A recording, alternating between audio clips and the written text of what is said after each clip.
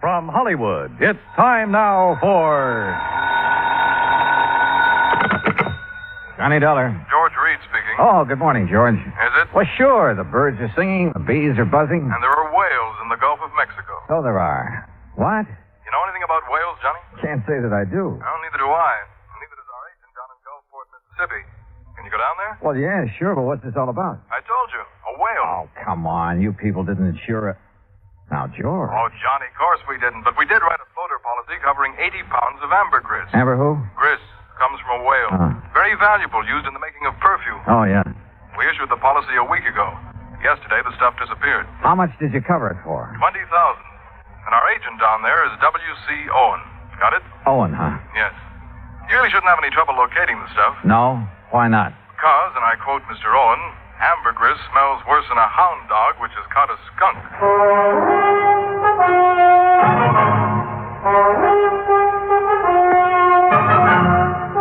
Bob Bailey in the exciting adventures of the man with the action-packed expense account. America's fabulous freelance insurance investigator. Yours truly, Johnny Dollar. And now, Act One of yours truly, Johnny Dollar.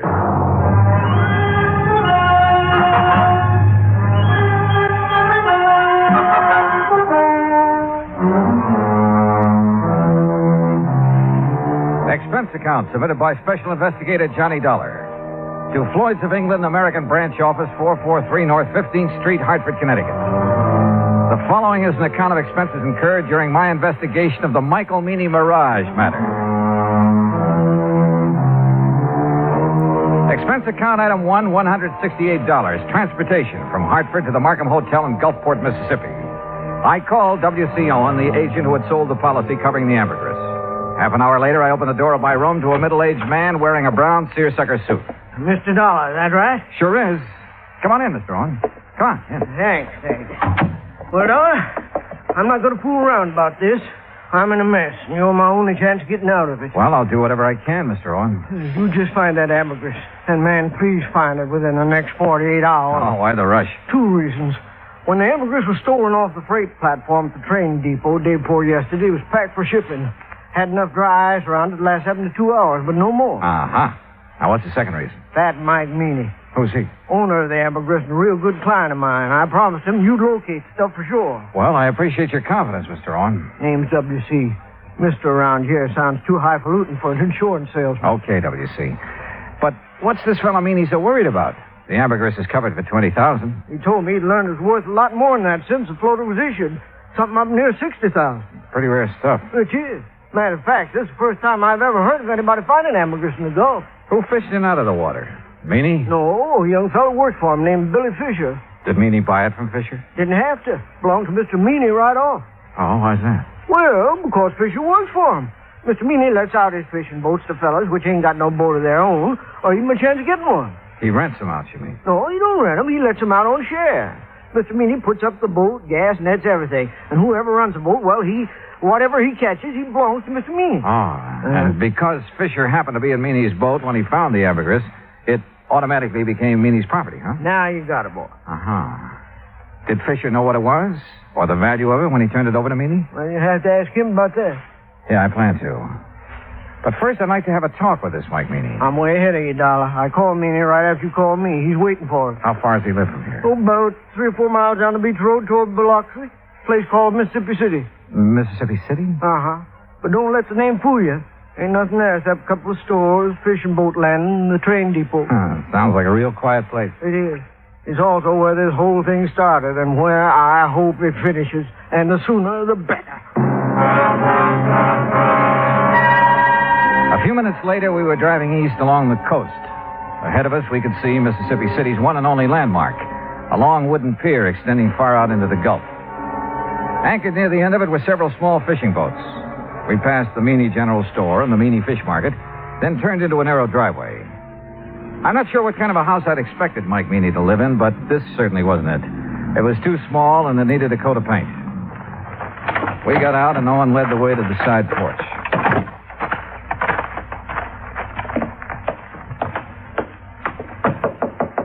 Mr. Meany, you at home? Doesn't look like he is. No, he's here. Listen. What in the name of...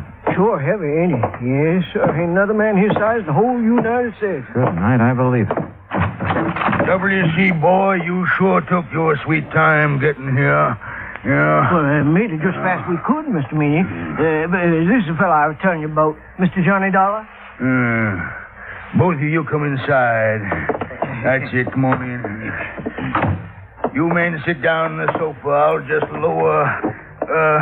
lower myself into this here chair. There. Yeah, now then. You're a detective, huh, Dollar?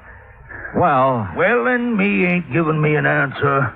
You're a detective or you ain't a detective. Now, which is it? I'm an insurance investigator. Right now, I'm being paid to find 80 pounds of ambergris that you lost. Lost? He didn't mean nothing by saying that, Mr. You Meany. hush up, you road agent. Mr. Meany. Dollar, that stuff was stolen, you hear? Thieved. Right in the broad light of day. You're sure? Well, I'm sure 80 pounds of ambergris didn't get up and walk off by itself. Yes, sir. Me too. Itself. Exactly where was it when it was stolen? Sitting in a box I had built for it, a special box. Smell-proof. Cost $25. Oh, shut up. I was sending it to New Orleans to a fella I'd heard might be able to sell it for me. The box was on the platform right outside the American Express office of the depot. Here in Mississippi City? Boy, you ever take a bad fall out of your crib? No, you ignorant, in Tuscaloosa, Alabama. Where do you think that depot was? Well, it could have been in Gulfport. No, it could never do business there. Okay, so I'm wrong. No, but that's the first time you ever admitted it.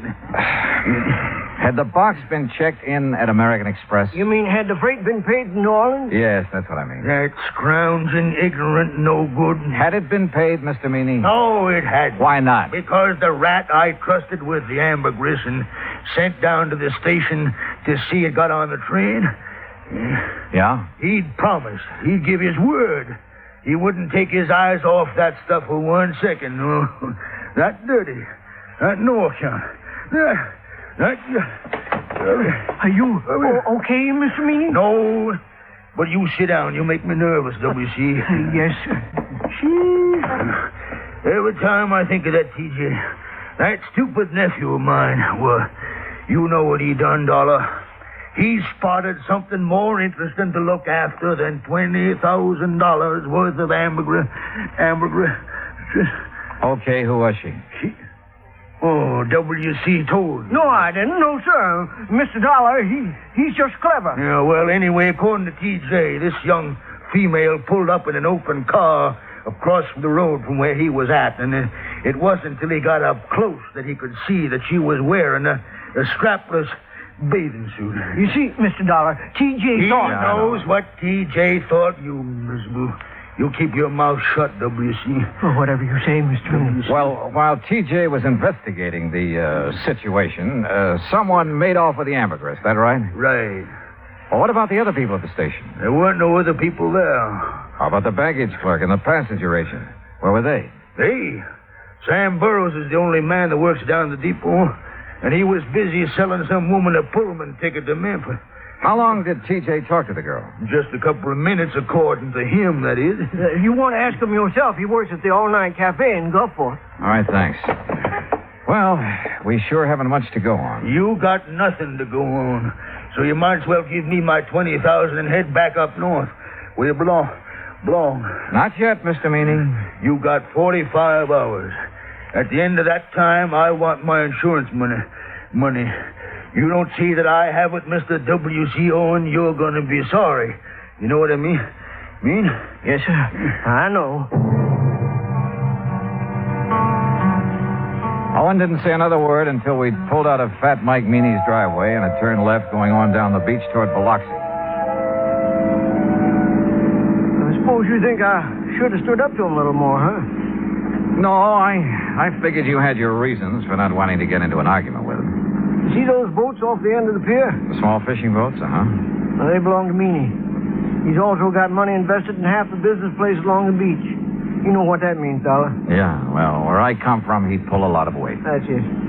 And anybody he gets riled at, well, one word from him and a good many of my clients would be screaming for me to cancel their policies. Like that, huh? Just like that. Hey, where are we going? Billy Fisher's. Leastways, this here's the boarding house he lives in. Come on.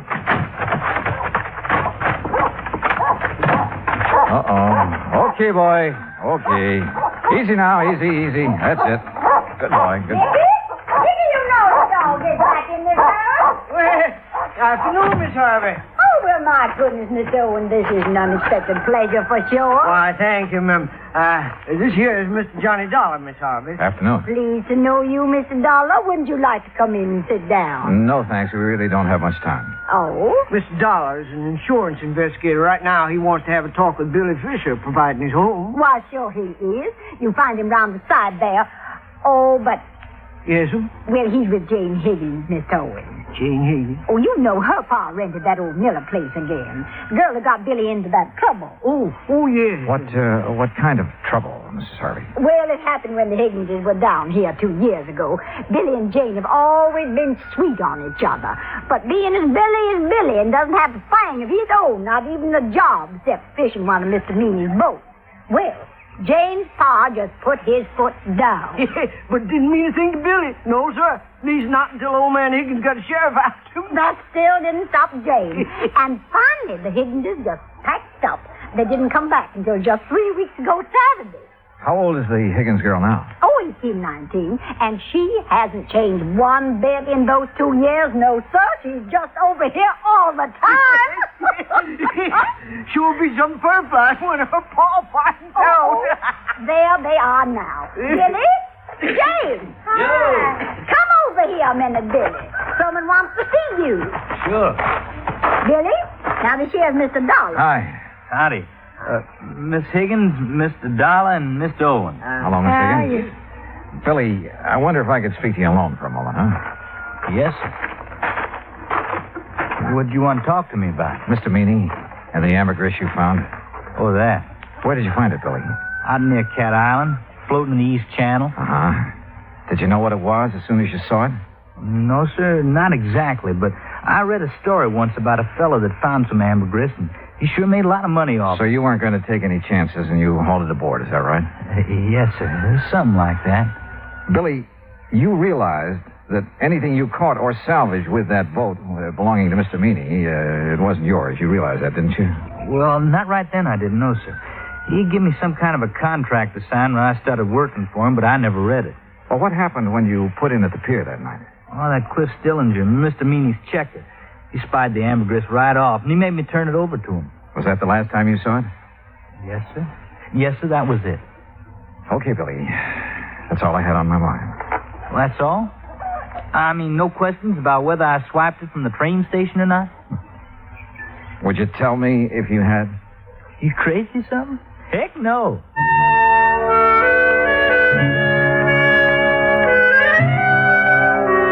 After saying goodbye to Jane Higgins and taking a rain check on a dinner invitation for Mrs. Harvey, Owen and I drove back to town.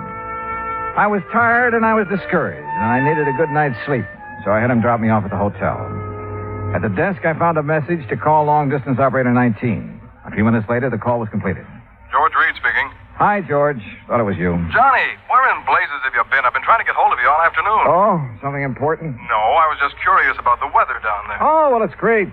Warm, but not too warm. Johnny. Okay, George, what's happened? One of the boys upstairs got wind of that ambergris claim. So? So he just happens to have a friend who's an ichthyologist. Well, bully for him. Johnny, this ichthyologist says that ambergris comes only from the sperm whale. And there has never been a sperm whale alive that would be caught dead swimming in the Gulf of Mexico. What? You follow me, Johnny? I think so. If there's never been a sperm whale in the Gulf, then that stuff you people insured couldn't have been... But, George, if it wasn't ambergris, what was it? I don't know, but unless you find it, we're stuck for $20,000. Holy smokes.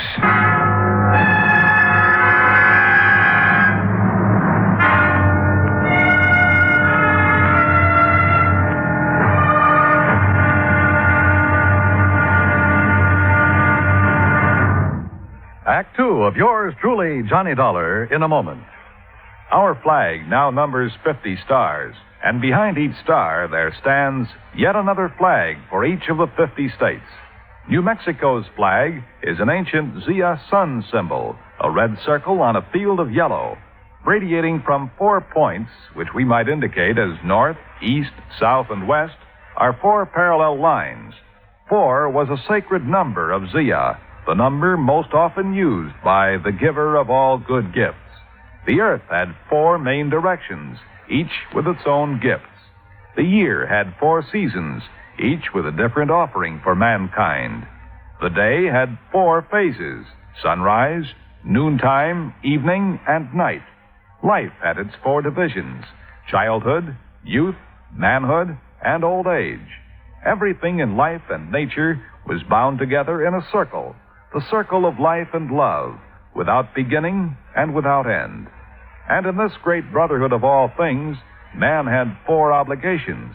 He must develop a strong body, a clear mind, and a pure spirit. Fourth, and most sacred, he must spirit to the welfare of his people. From this simple symbol, the Zia sun, we read the legend of a wonderful philosophy. The flag's colors of flaming red and golden orange represent the banners of Ferdinand and Isabella, which were carried by Columbus across the Atlantic. New Mexico's state flag, the flag of the 47th state to enter the Union, was adopted on March 19, 1925. Now, Act Two of yours truly, Johnny Dollar, and the Michael Meany Mirage Matter.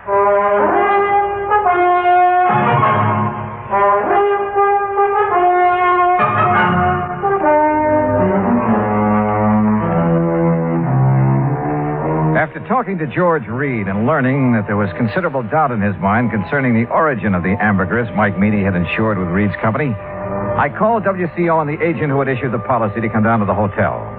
He was as shocked and surprised as I'd been.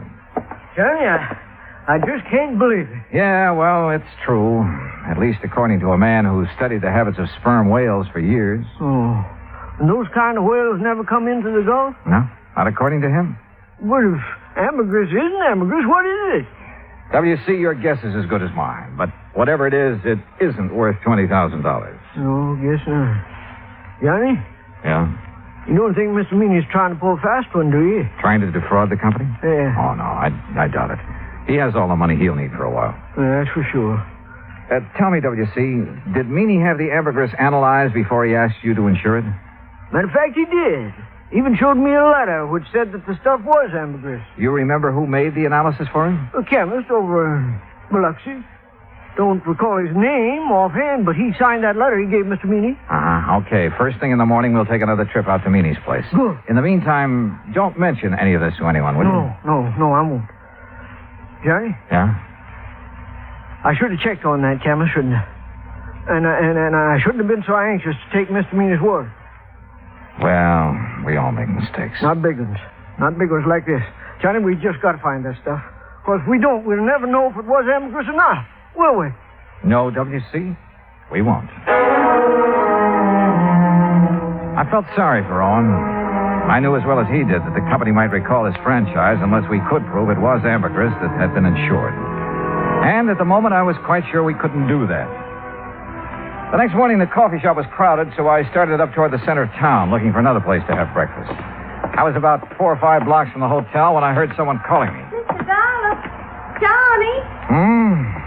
Oh, yeah. Good morning, Jane. Morning yourself. Well, what are you doing in town so bright and early? I'm going on a shopping spree. Oh? A girl can't get married and just any old thing, you know. I guess you can't. Oh, well, who's the lucky guy? Well, who do you think? Billy Fisher? I certainly wouldn't marry anyone else. Well, Jane, it's none of my business, but I heard. You heard that my father's dead set against Billy, didn't you? Yeah, something like that. Well, he is. But there isn't much he can do about it. I'm over 18. Besides, he's going to change his mind about Billy. I hope so. He's going to be real sorry he ever treats Billy the way he has. Jane, look, I haven't had breakfast yet. How about joining me for a cup of coffee? Oh, I'd love to. Where'll we go? Oh, how about over there, the all-night cafe? All right. Oh, no, do you know what time it is, Mr. Dollar? Just 9:10. Why? Well, I just remembered something important. I'll see you later, here. Funny. Or is it? I crossed the street and entered the all-night cafe. Behind the counter, wearing a white T-shirt, apron, and a Valentino-type hairdo, was a man about 23 years old. Morning. What'll it be? Ham and eggs and coffee. I want them eggs. Over easy, okay? It's okay with me. I ain't eating them. 2 half-nice with pig. You want your coffee now? Yeah, please. Do you happen to know a man named Mike Meany? I should. He's my uncle. Oh, well, then you must be T.J. That's right. How come you know me? I was talking to your uncle yesterday. My name's Dollar. Oh, yeah. Yeah, he told me if you come around, I should tell you anything you want to know. Well, what happened at the depot that afternoon, T.J.? Didn't he already tell you that? I'd like to hear your side of it. There ain't much to tell. I was sitting there waiting to put that box in the 303, and this here gal drove up. Uh-huh. What happened then? Man, she gave me just about the biggest come-on I ever did get. So you left the freight platform and crossed the road to talk to her? Well, shoot, Mr. Dollar. I didn't see nothing wrong in doing that. There wasn't nobody around. Oh, there must have been. Yeah, I reckon so, but I sure didn't see you. T.J., did that girl tell you her name? Yeah. What is it? Betty Lou Miller? Betty Lou Miller. Yeah. Now, look, mister, I'm busy. No, wait. Have you seen her since then? Well, sure. When was that? Well, just now, out in the street. She's the girl you was talking to. I finished my ham and eggs and walked back to the hotel. Owen was waiting for me, but before we drove to Mike Meany's house, we made a stop at the railroad depot. The agent remembered everything that had happened that afternoon, the ambergris had been stolen, including the name of the woman who had purchased the Pullman ticket to Memphis at the time of the theft. After thanking Sam for his help, we went on to the Meany place. Come on in. Sit yourselves down. Hey, thank you, Mr. Meany. Dollar, you find my ambergris yet? No, sir. But I think I know who has it. What do you mean? You mean you know who stole it from the depot? I think so, Mr. Meany. I'm not sure. Well, boy, you just let me have their name. Yes, sir, I'll get the sheriff out here and see their foot under the jail. Now, you come on. Tell me, who did it? No, sir, I'm sorry. I'll tell you when I'm sure and not before. What? Well, when's that going to be? Depends. Depends on what? Whether you'll help me or not. Why, you ignorant, stupid Yankee. You know good and well, boy, I'll help you. Yes, sir. Now, what? What do you want me to do? Give Owen here the letter you received from the chemist that analyzed the ambergris. Is that all? That's all for now. But, boy, you Dollar. Where do you think you're going? To see a lady, Mr. Meany. Owen, I'll call you as soon as I'm sure. Right. Good luck, Johnny.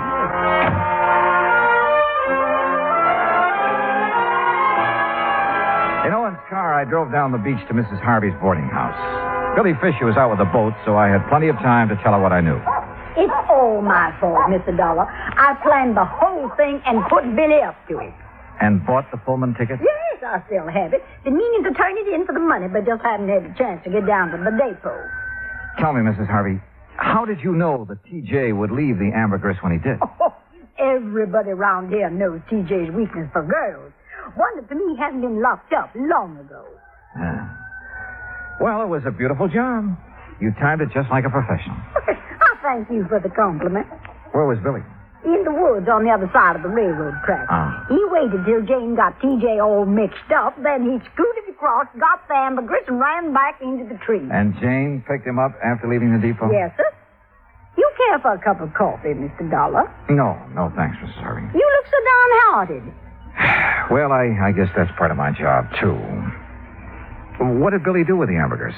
I sent it on to Atlanta. A man there's going to sell it for him. Oh, I see. My, you sure look like you lost your best friend. Yeah, well, I ran into Jane this morning. She was going shopping for her trousseau. Yes, I know. Mrs. Harvey, if it turns out that isn't ambergris... Oh, they'll still get married no matter what, Mr. Dollar. If not now, then someday. Dollar! You Yankee schemer! What? Where you at? What on earth? Miss Harvey! Well, that sounds like Mr. Owen. And my friend, Mr. Meany. Dollar! Just what you trying to pull? I tried to keep him from coming over here, Mr. Dollar, but I just couldn't handle him at all. All right, Deputy. It's a long way from being all right. Just what do you want here, Mr. Fat Mike Meany? What do I want? Why, woman, I want to arrest you and that dirty, backbiting Billy Fisher and his girl for stealing my ambergris. That's what I want. Hush. I want to see you in jail. Jail, don't be ridiculous. Ridiculous, why, woman? That's what I said. Now, if you don't get off my property... Yeah, but you, woman, you stole it. How do you know I stole anything? I know because this here worm of an insurance agent wouldn't have a customer left on the beach unless he told me. Well, he told you wrong. Billy took that ambergris. No. But it belonged to him all the time. Why, well, woman, that's a lie. Ain't that right, Mr. Dollar? Yeah, it sure is. At least it is if it was ambergris. It's ambergris right enough. On.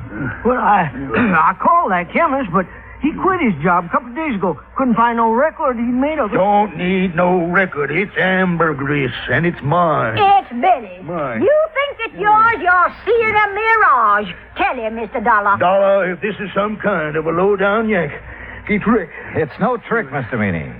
Mrs. Harvey showed me the contract you have with Billy. Well, what's that got to do with him stealing the ambergris? Just this. This. The contract states that all fish and fish products and byproducts caught or seined while using your boat belong to you. That's right. Exactly right, So, the ambergris doesn't. What? No, sir. Ambergris comes from a whale. And the whale is not a fish. It's a mammal. But Dollar, now, Dollar, you boy, no, wait a minute, Dollar. Well, doggone.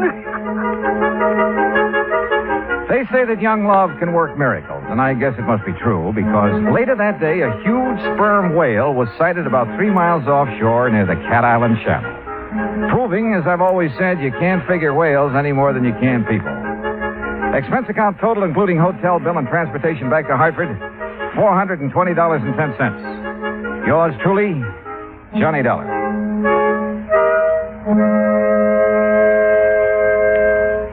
Now, here is our star to tell you about next week's story. Next week, the wayward truck matter. And I'll leave you to figure that one out for yourself. But join us, won't you? Yours truly, Johnny Dollar.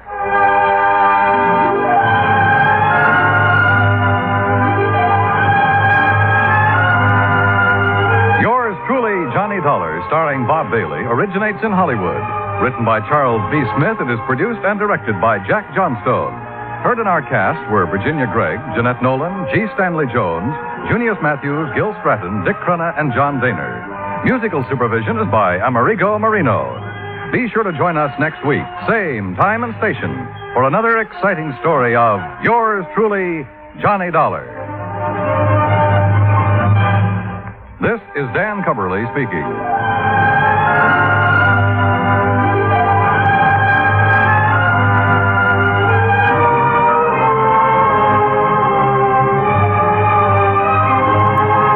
Johnny Dollar has come to you through the worldwide facilities of the United States Armed Forces Radio and Television Service.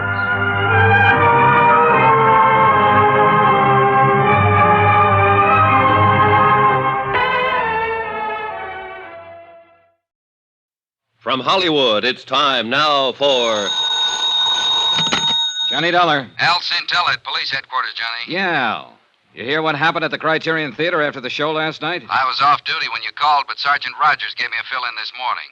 So somebody tried to drop a sandbag on Amy Bradshaw backstage. Yeah, a real near miss. You still think these attempts on her life are publicity stunts? No, looks like your hunch was right. I'll have a couple of my boys keep an eye on Amy. Thanks. Johnny, you wanted to know the whereabouts of this guy, Bill York, the husband Amy separated from. What have you got on him, Al? 768 West 4th Street, down in Greenwich Village. Thanks, I'll check it.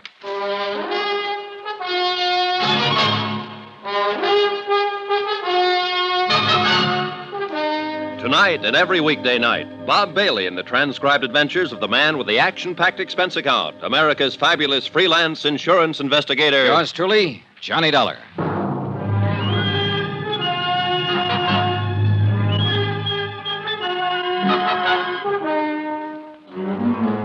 New York City, expense account submitted by Special Investigator Johnny Dollar.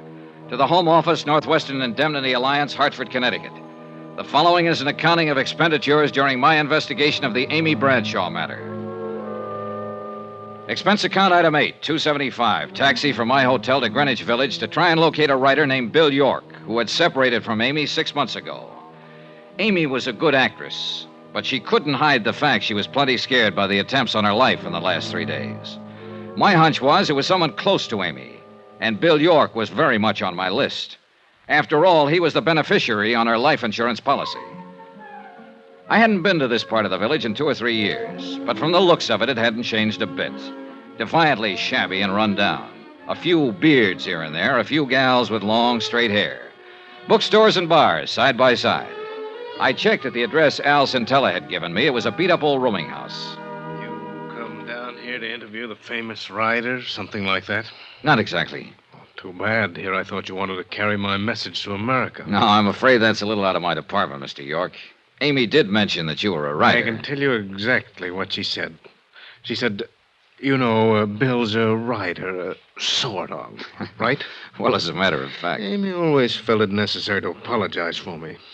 That was one thing about our marriage that was always so charming. Well, look, I didn't come here to discuss your marriage, York. I don't know what you're so bitter about. It's none of my business, but... Why, darling, what do I have to be bitter about? Here I am, an artist, living an unfettered life of freedom in Greenwich Village. What more could I ask? I guess I haven't read any of your books. Don't worry about it. You're in good company. You and the publishers. Oh, that's too bad. Must make a little problem in the grocery department. Oh, that doesn't worry me. You see, one can always manage to live comfortably in hock. Oh? And if one is willing to hock his soul, of course the returns are much greater. I don't get you. That's not surprising, because nobody else but me would call it my soul. It's just the manuscript for an unpublished novel. 3 years of work and sweat and pain. But my clever pawnbroker, Mr. Pomeroy, has a fair idea what it means to me. Mike Pomeroy, Amy's agent? Charming chap. Quite shrewd. In other words, if you could raise some money, you could get this brainchild of yours out of hock from him. Tell me, how long's it been since you've seen Amy? Several months. Why? You haven't been uptown near her apartment the last few days, huh? No. You sure? Of course. Anything else? No. Not for now.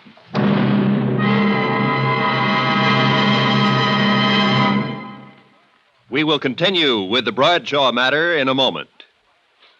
Friends, how'd you like to thrill your favorite youngster with some of the most exciting toys of the year? Picture the breathless excitement of any child surrounded by 6 gaily colored balloon-like giant animals up to 3 feet long, and all for the low, low price of just $1. Now, first you get Bounzo the clown with round pot belly and funny nose. Next comes Hoppy the Australian kangaroo. Third, there's Roscoe the roller skating bear. He's 2 feet tall and looks almost like real. Fourth, there's Whitey the fat indoor snowman. And fifth, Mortimer the giant mouse, 18 inches long and sure to scare the whiskers off any cat. That's 5 different giant animals. But now, hold your breath for the most sensational toy of all, the star of the whole Christmas season, the jolly giant talking Santa Claus, guaranteed to make everybody's Christmas a merrier one. He's a big roly-poly happy Santa. He stands erect on 2 legs, is actually over 3 feet tall and 32 inches around. Best of all, he actually talks. Just pull the tape and he says, "Merry Christmas" for all to hear. He's the biggest, merriest, talkingest Santa ever, sure to please your youngsters and spread good cheer. Yes, Giant Santa proves there really is a Santa Claus. That's a total of 6 giant animals made of brightly colored, preformed, sturdy latex, which the kids can easily inflate. And the cost, just $1, not for each, just $1 for all 6 of these lovable giants who'll turn your home into a circus parade. And here's a surprise. Mail your order today and you'll also receive absolutely free Peter the Rabbit, actually over 2 feet tall with big red ears almost 9 inches long. But you must send now.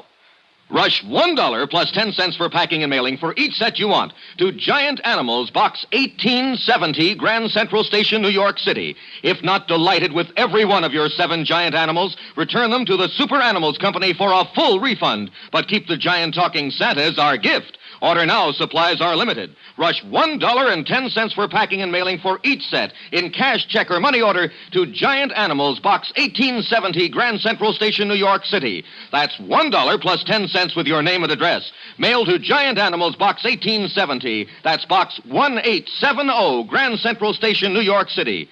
Giant Animals, Box 1870, Grand Central Station, New York City.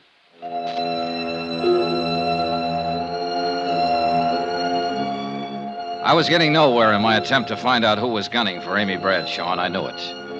I called Mike Pomeroy, her agent, but he was out, so I took the next name on my list, the producer of Amy's play, Emery Taylor.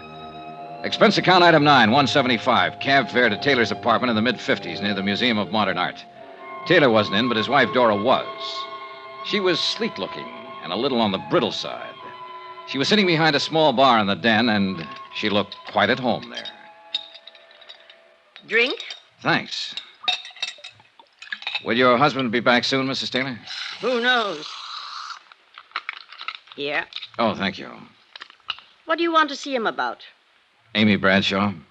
What about Amy Bradshaw?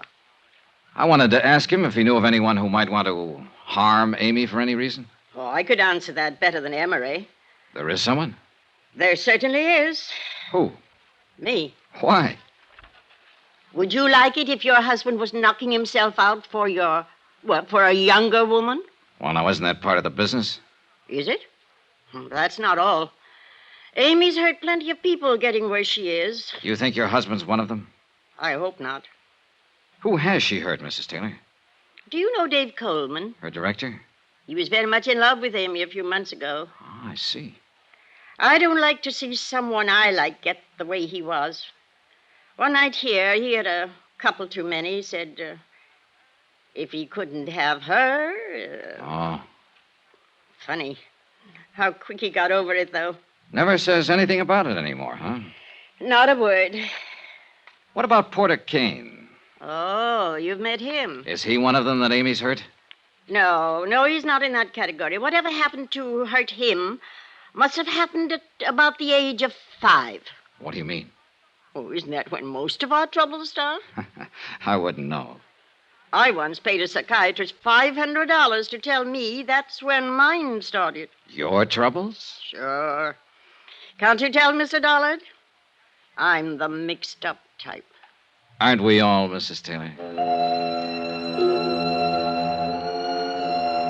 I left her, still sitting behind the bar, and somehow I felt sorry for her. But she had given a new lead. David Coleman, Amy's director, who'd had it bad for Amy just a few months ago and had now completely recovered. Maybe. I made a mental note to have a little chat with Coleman that night. Then I put in another call to Mike Pomeroy. This time he was in, and I finally talked him into meeting me at a little bar on West 44th near the theater. But when I got there, I could see that he wasn't feeling very cooperative. Look, Dollar, I suggested once before, nice and polite, that maybe you should try minding your own business. I got the message, all right, Pomeroy, and now I've got one for you. I am minding my own business. This is what I was hired to do. The insurance company I represent holds a pretty hefty life insurance policy on Amy. And if she's in any danger, they want to know about it. But I told you before, I think this whole thing's pretty silly. I had a talk with Bill York, the writer, this morning. Even though he and Amy are separated, you know, he's still the beneficiary on her policy. So? So he says he's in hock to you. He's a bum. He wasn't doing Amy any good. She was worrying about him. When they split up, I told him as long as he stayed away from her, didn't try to see her, I'd keep him in groceries. I see. But naturally, I wanted some security. The manuscript of his book, for instance? Great unborn American novel. Well, apparently that manuscript means a lot to him. That's why I figured it'd be good security. What's the matter, Dollar? You look like you smelled something bad. Do I? What am I supposed to be? A philanthropist? Let me make one thing clear, Pomeroy. As far as the kind of loans you make, I agree with you. It's none of my business. But maybe I just got a sensitive nose. Yeah. Anyway, now I want my dough back. Is there anything wrong with that? Not a thing. I've got a play lined up I know will go over big. I want to produce it.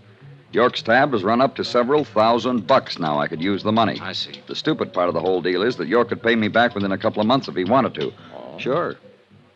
There's a lot of dough floating around to be made in television these days. But that prima donna thinks he's way above that sort of thing. This play you want to produce, Pomeroy, will it star Amy? No. Sheila Mitchell. Oh. Well, thanks for the information. Be seeing you. I doubt it. On my way over to the Criterion Theater, I thought about Pomeroy. A rugged customer. And I felt he was one more who wouldn't let anyone stand in the way of anything he wanted to do. After the show, I picked up Amy backstage and took her back to her apartment. She looked very tired and didn't say much. We said goodnight at the front entrance, and I started walking along the sidewalk. Then I spotted somebody in the shadows across the street again, watching. I could tell from his hat and coat he was the same one who'd been there the night before last. I kept on walking until I reached the corner, then circled halfway around the block to an alley and edged up on him from behind. He didn't see me until I dove at him. Well, Bill York. Oh, what are you doing here? So you haven't been near Amy for a long time, huh? Except tonight and the night before last, watching her apartment? Darling. Come on, York, start talking. And it better be good.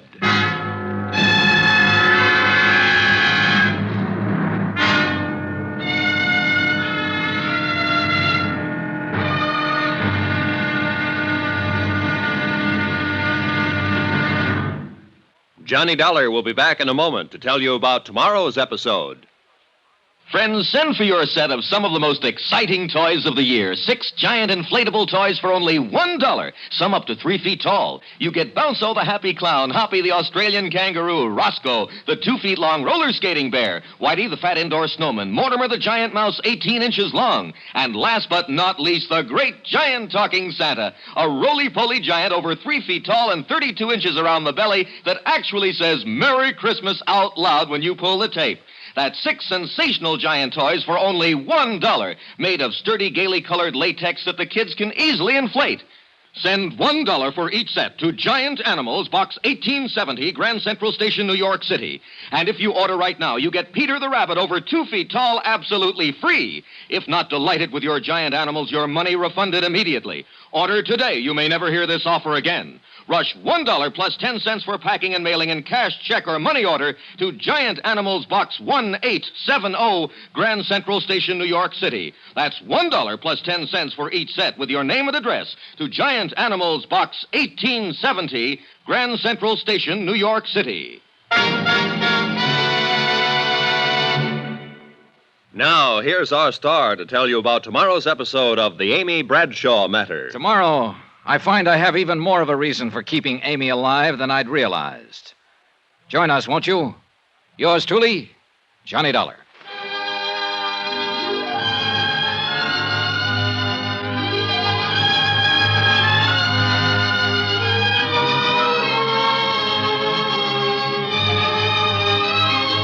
Yours truly, Johnny Dollar, starring Bob Bailey, is transcribed in Hollywood. Written by Robert Reif, it is produced and directed by Jack Johnstone. Be sure to join us tomorrow night, same time and station, for the next exciting episode of Yours truly, Johnny Dollar. Roy Rowan speaking.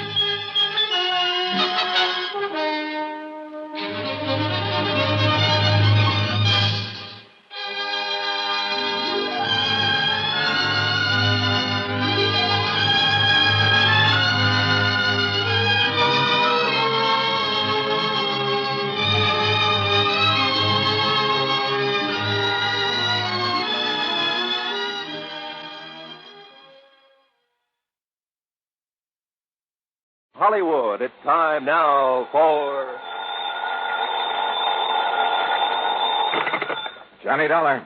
Nick Walters, Johnny. Northeastern Fidelity and Bonding. Oh, hi, Nick. How's with you? Good and bad, Johnny. Good and bad. Well, I'm sure it's nothing good you've called me about. What's the problem? $58,000. Lost, straight, or stolen? As if I didn't know. Yeah, probably stolen. Ever hear of the Old Lang Syne Furniture Company? I have not. Sounds like a gag. It's no gag. Some of the finest traditional furniture in the world comes out of that plant. Really? It's up in northern Massachusetts in a little town north of Fitchburg, and it's run by a bunch of real characters. Oh, how do you mean? Well, I suggest that when you go up there, you wear a dark blue suit, white shirt, and black four-in-hand tie. Huh? Oh, and suspenders. Be sure you wear suspenders. Are you kidding? Why? Why don't you come over here at the office and let me tell you about it? Yeah, Nick, I think I'd better.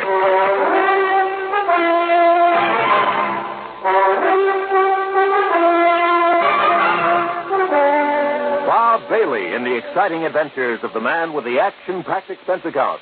America's fabulous freelance insurance investigator. Yours truly, Johnny Dollar. And now, Act One of yours truly, Johnny Dollar.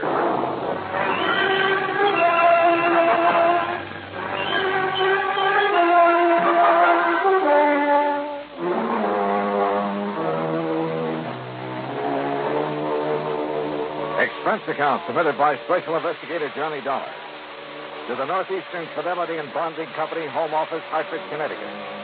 Following is an account of expenses incurred during my investigation of the Two-Face matter.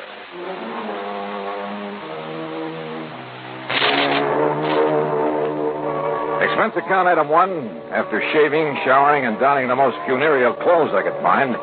Item 1, $1.10, taxi to Nick Weldon's office at Northeastern Fidelity and Bonding. Just remember what I told you, Johnny. The old Lang Syne Furniture Company is run by a bunch of characters. Yeah, that's what intrigues me. That's why I came over here. Oh, they're craftsmen, all right. The old school. May take them a couple of years to make an ordinary straight-back chair, but when it's done, it's the most beautiful thing you ever saw. And the finish they get on the pieces they turn out. Beautiful. And expensive, too, huh? Oh, sure, but worth it. Any piece of furniture they make will last 100, 500 years. Yeah, they're real honest craftsmen, the kind you don't see anymore. Uh-huh. Well, apparently somebody wasn't too honest with them. So tell me all, Nick. Johnny, it seems one of their lads has run off with some of the company money. Yeah, you mentioned $58,000. Yep. 58,433 to be exact, and those boys are exact. Well, what did the police have to say? Nothing. They were never called in. Well, why not? I told you, the place is run by a flock of real characters. Oh, brother, they must be. When did this happen? Sometime within the past 3.5 years. And you've just found out about it now? That's right. Well, how come? I told you, John. Yeah, that's right. You told me. They're a bunch of characters. But didn't their policy state that any claim had to be filed within 60 days of the loss? Oh, we waived that for them. Struck it from the policy. Why? Because they don't like to be rushed in anything. Rushed? After all, 60 days. And don't forget, they only discovered the loss a bit over a month ago. They even took a month to let you know about it. Yeah. And yet you say it could have occurred as much as 3.5 years ago. Yeah, I know. But why don't you save the questions for Mr. J. Worthington Keesley? Who's he? Yeah, the senior member of the organization, I guess you'd call him. There are no officers, you know, president, vice president, and so on. You mean a company big enough to suffer a cash loss of $58,000? Johnny, I told you. Yeah, that's right. You told me. Yeah. So, will you go up there and see what's what? Nick, I'm going up there for just one reason, on expense account, of course. Oh, of course. And that is to take a good look at these crazy characters you've been telling me about.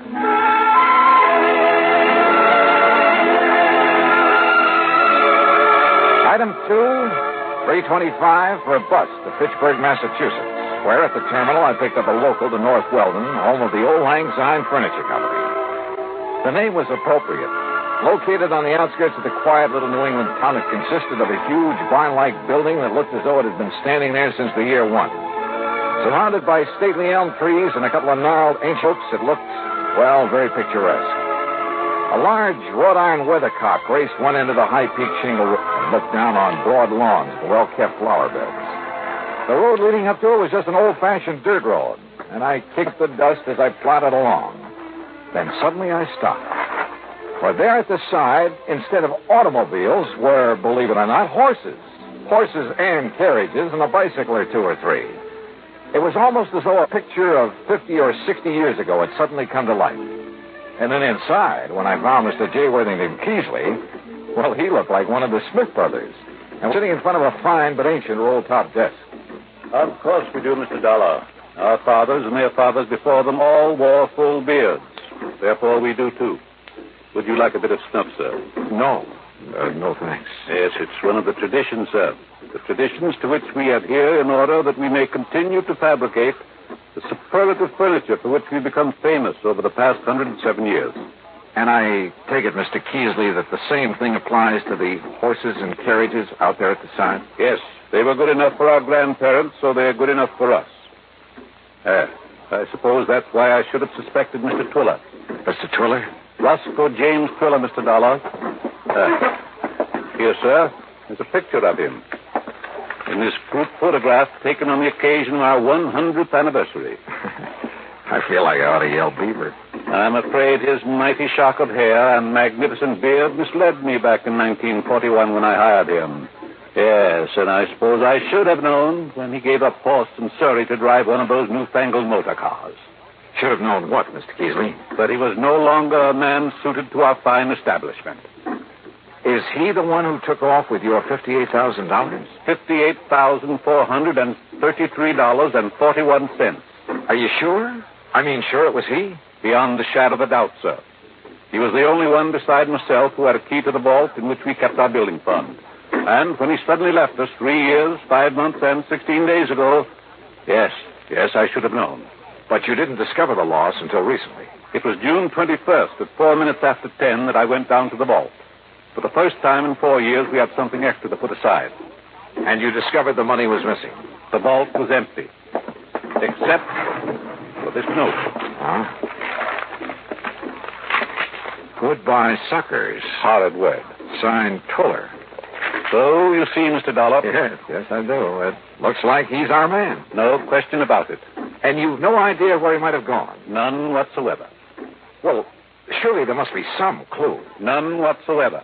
But you must find him. But that was 3.5 years ago. Exactly 3 years, 5 months, and 16... Yeah. So where do I start? Unless your company decides simply to reimburse us for our loss, that, Mr. Dollar, is up to you.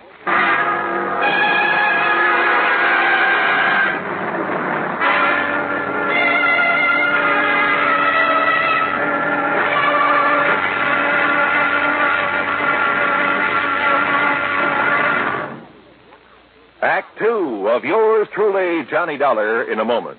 Sometimes we may wonder why a football team doesn't quit playing and walk off the field when it finds itself 50 points behind with only a few minutes of play to go. What is that indomitable spirit that fills men with hope and keeps them going in spite of terrific odds, keeps them going just to play the game according to the rules, just to get the job done as well as they know how? This kind of spirit pervaded the feelings of heavy bomber crews of the 9th Air Force on that day of glory, August 1st, 1943, the day of one of the most secretly planned surprise bombing missions of World War II. The day of the low-level attack on the Romanian oil refineries at Ploiești. More than 170 B-24 heavily loaded bombers took off in a swirl of red dust from Benghazi, Libya, to bomb a highly defended priority target. The element of surprise in the low-level attack was to be one of their greatest weapons. But things went wrong from the start. 3 planes exploded during takeoff operations. 11 more aborted due to engine trouble. Of those that reached the target area, less than 1/3 returned to home base. The leaders of the mission encountered navigation difficulties and difficulty in identifying specific targets. And due to the loss of that elemental hope, surprise, they also encountered devastating enemy firepower from flak and fighters. The mission was partially successful, but a horrifying experience. 5 medals of honor were awarded to the heroes of the Ploiești raid for valorous action above and beyond the call of duty. At any time, the men would have been justified in turning back, but they had a code of conduct that made them want to see the unequal game through to the end. It was a job that had to be done. A charge of the Light Brigade in the air as they flew down the valley of death to glory. And now, Act 2 of yours truly, Johnny Dollar, and the Two-Faced Matter.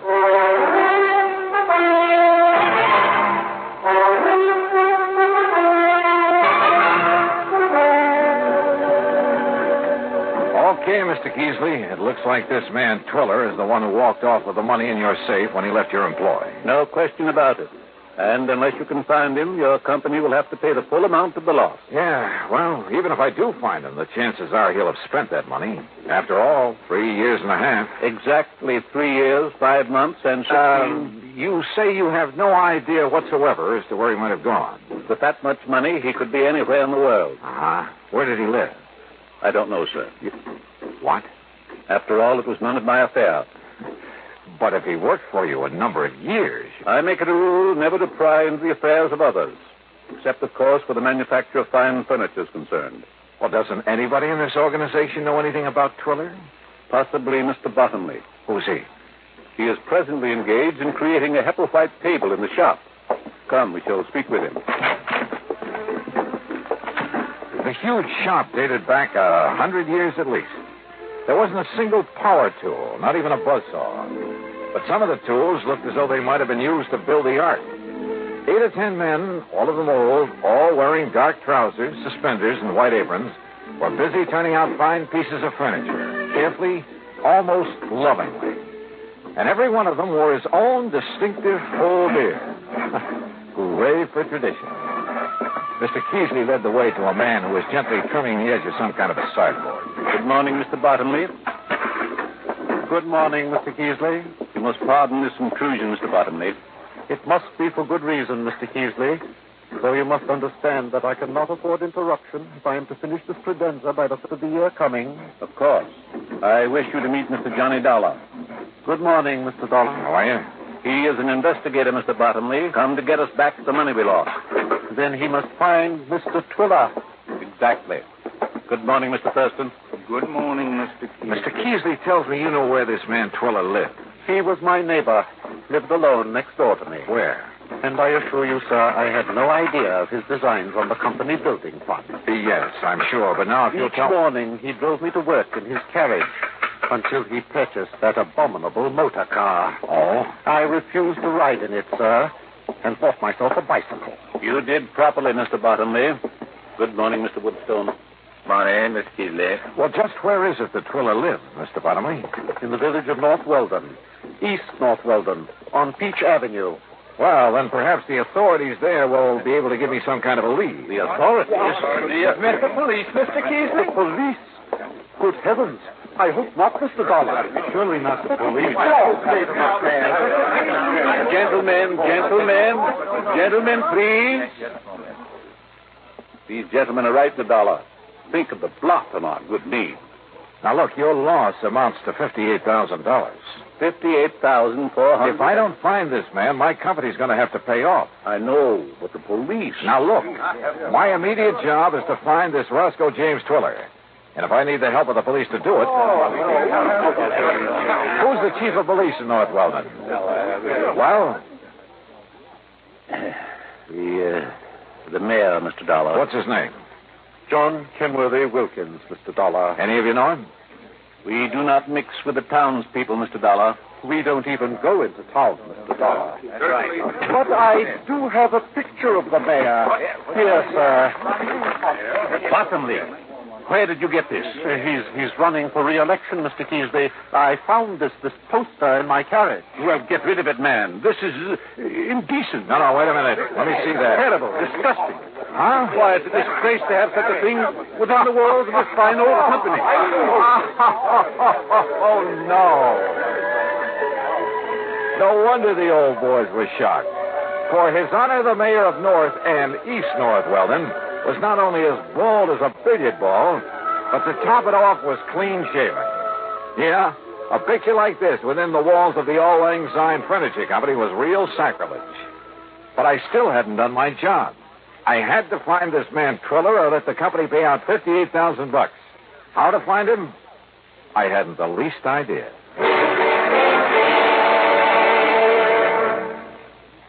Act 3 of yours truly, Johnny Dollar, in a moment. Times have changed, and so has the man. During the 18th and 19th centuries, warfare with its musket fire, cavalry charges, and cannonades was a simple, direct, easily understood type of conflict. The undisciplined but sharp-eyed revolutionaries hid behind trees and hedgerows to pick off the advancing British troops. The wild, dashing, hell-for-leather cavalry charges of the Civil War and Custer's encounter with Sitting Bull and the Sioux Indians were, though courageous, simple and direct. But they were far removed from the developments of the atomic age, which demands selectivity, skill, and rigorous training. Until recently, the soldier's general level of knowledge determined his job suitability. Today, however, with more and more complex weapons and equipment being used, the military needs large numbers of skilled technicians. To that end, tests have been developed to find men with intelligence and technical aptitude, and to develop in these men the needs of the future. Yes, times have changed, and so has the man. And now, Act 3 of yours truly, Johnny Dollar and the Two-Faced Matter.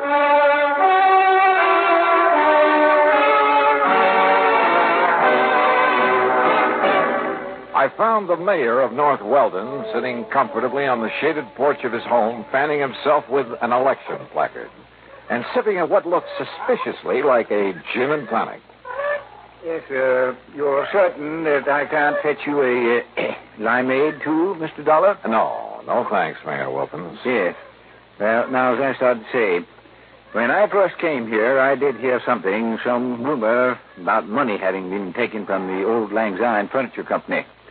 But until they lodged a complaint with me, for you see, I'm also chief of police. Yes, well, from what I can see, they're pretty slow about things like that. Yeah, well, they're slow about everything.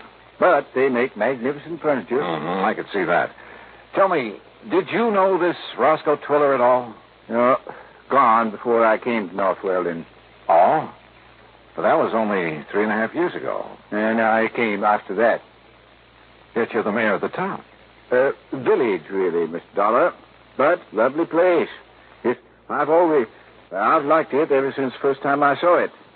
And when the people learned of my police record, my record in police work out in Ohio, why, they insisted that I take over my present jobs for them. I see. And you have no idea where I could get a lead on this man Twiller? No, sorry. Don't the people at the furniture factory have any ideas about him? None whatsoever. You're sure? I'm sure. Yes, well, if what you've told me is true about his taking the money, he is probably far, far away. Yep, I'm afraid so. Just as far as I am from solving this case. Well, we chatted on for a few minutes, and then I left him in the hope of finding some erstwhile neighbor who might be able to give me some help. I headed across town toward Peach Avenue. And as I was about to pass the bus stop... Bang! Bang! Huh? Bang! Bang! You're dead! Oh. And another redskin bit the dust. Well, hi there, fella. Cowboy, huh? Sure, I'm a cowboy and a policeman and an artist and everything. Sure. My name's Jimmy Carter. What's yours? Johnny Dollar. Want to see some of my artistical drawings?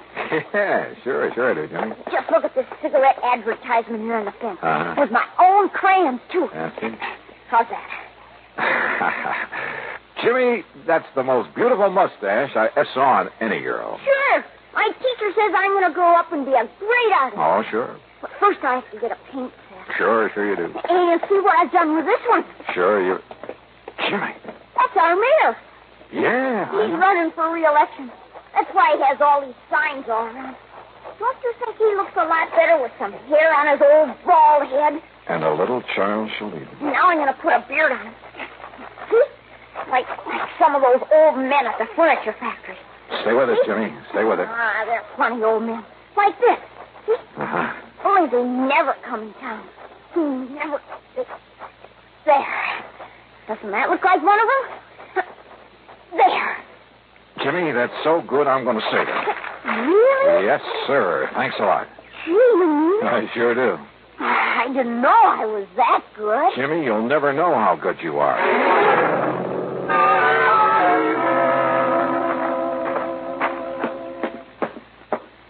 Well, you back so soon, Mr. Dollar? Mayor Wilkins, or rather, Chief Wilkins. Yeah? I have to ask you to make an arrest. You mean you've found the man that you've been looking for? If there's any question about it, I'll make a civilian arrest. Oh, I don't understand, sir. Only a few minutes ago... Only a few minutes ago, I was blind as a bat to the most obvious possibility in the world. You showed up in this town a short time after Roscoe Twiller left. Yes, that's true. Roscoe Twiller, with a heavy shock of hair and a thick beard. Well, if I understand, it's all men out at the old Lang Syne Furniture. You, clean-shaven, completely bald. Mr. Dollar. I should have realized by the funny pink tint on the top of your noggin that you've been using some kind of hair remover. I beg your pardon, sir. Here. Look at yourself. Yes. What'd you get that? Roscoe James Twiller, alias John Kenworthy Wilkins. Now, Mr. Dollar. And I'll bet that if I make a search of your house, I'll find the key to that vault in the furniture factory. No, I threw it away. Yeah. Do you want to make the arrest yourself, Twiller? Or shall I?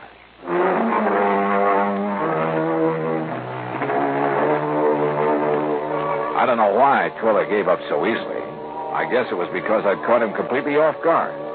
He even signed a confession and promised to pay back what he could.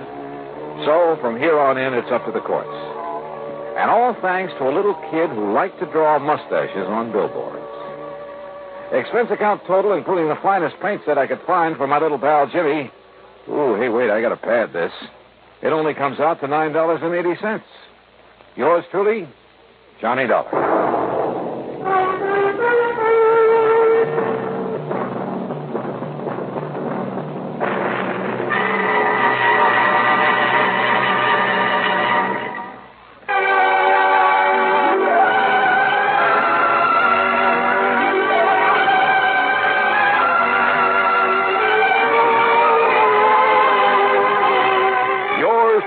Johnny Dollar, starring Bob Bailey, originates in Hollywood and is written, produced, and directed by Jack Johnstone. Heard in our cast were Will White, Herb Vigran, Horace Lewis, Edgar Barrier, Richard Beals, Bill James, and Gus Bays. Be sure to join us, same time and station, for another exciting story of yours truly, Johnny Dollar.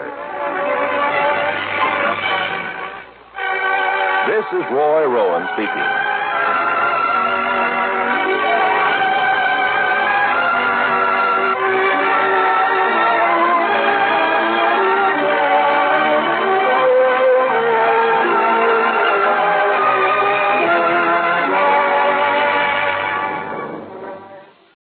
From Hollywood, it's time now for... Johnny Dollar. Who? Johnny Dollar, the insurance investigator. This is Miss Abbott, isn't it? Yes. What are you doing in the stable office? Waiting for you to call me. Your father threw me off the farm a few minutes ago. A man named Cully who works for your dad said he really didn't mean it. Said he'd fix it up for me to talk to you. Cully. I guess that's why he asked me to phone the stable office. You told me the horse wasn't injured, shouldn't have been destroyed. I hope you didn't believe all that, Mr. Dollar. Well, now, look, I've got to settle a $65,000 claim on the death of a racehorse. The carcass was cremated, and I have no evidence that the horse was destroyed or even injured. I don't know what to believe yet, but I can tell you this. Don't ever talk to an insurance investigator the way you did earlier today, not unless you can back it up. My, you sound grim. You sound like it's a laughing matter. Hardly anything's a laughing matter. I'll be right down.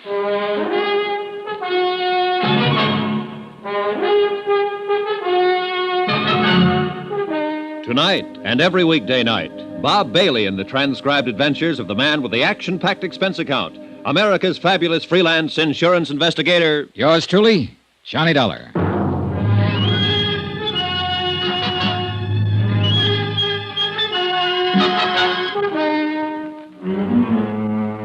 Expense account submitted by Special Investigator Johnny Dollar. Location, San Pietro, California. To the Universal Adjustment Bureau, Universal Building, Hartford, Connecticut. The following is an accounting of expenditures during my investigation of the Duke Red matter. 15 minutes after I spoke with Terry Abbott on the phone, I looked out the window of the stable office and saw her starting down toward the stables. She'd changed clothes. This time she was wearing blue jeans and riding boots. She carried a quirt in one hand, a cigarette in the other. There was a scarf or some such tied around her hair. All in all, it was a classic impression. Rich girl, racing horses, and fast cars. She wore a disdainful pout, also classic. Hi. How do? Father asked me where I was going, and I told him I was going for a ride. Why'd he throw you out? He didn't like questions I asked him, I guess. I don't know. Maybe I won't like the questions you ask me. Possibly. Probably. You don't really work very hard trying to please anyone, do you? Industrial hazard in my business. Hope it doesn't bother you too much, Miss Abbott. Nope, I like it. You're so darn sure of yourself, and you know so darn little, and you look like you might be thinking all kinds of things. How tall are you? No. Let me guess. 6'1"? Not quite. Well, you're tall enough, I suppose. Do you like this office? I suppose you've been opening the files and going through all of Father's papers. That's what you're supposed to do, isn't it? Nope. Well, unless you know something about horses, the papers around here wouldn't mean much to you. Times, weights, whole schedule and chart for every bit of stock on the place. Do you know anything about horses? Just one. Duke Red. Oh. He was insured for $65,000. And he's dead now. You know, I didn't think I'd ever see you again. I wanted to talk to you before I left. What about? I didn't insure Duke Red. My father insured him. Your business is with my dad, not me, Mr. Dollar. Pardon me if I seem a little confused, but earlier today you were very anxious to tell me something about all that. Was I? Yes, you were. Hey, what is this anyway? I wish we hadn't met. But we did, and you mentioned there was no need to destroy Duke Red after he'd been injured. Now, did you say something like that to me because you were angry at your father? Or did you say it because there was some truth to it? Well, now, what's that supposed to mean? Do you just stand around and pout when people ask you questions? Did you mean that horse wasn't injured, or that he was injured, but that he could have been saved? Well, did you have any reason at all for saying the things you did? I've been very upset lately. All of us around here have been very upset. Yeah, I'm getting that way myself. Duke Red was the best horse we've had around these stables in 5 years. His father was a real champion, Earl Red, and maybe you've heard of him. He earned $190,000. We've all been counting on Duke Red since he was a colt. He had it then. This was going to be his big year. When this stupid accident happened, it just turned all of us upside down. Uh-huh. Is that your explanation for the things you said to me? Yes, for the moment. Now, please, don't ask me any more questions right now. One more. What? Your father fired a couple of people I wanted to talk with. One of them was a Howard Monroe. Dad's office manager. Yes, I met him a couple of nights ago. He wouldn't talk. He was too mad. Said something about letting your father handle his own dirty business. What? Now, I don't know what that meant, and I don't think I care just now. But the other man who was fired was a horse trainer named Warner, Tom Warner. According to your father, it was Warner's neglect that caused the horse to stumble and back into the tractor blades. What? Warner isn't around here now, but he must be somewhere, and I want to talk to him. Now, where can I find out his address? He's from Baltimore, Maryland. Baltimore. What about his address? Well, it'd be in the personnel files. You can get those at the office in town, in San Pietro. Okay. Do you think he went there? I don't know. And what's more, I don't care.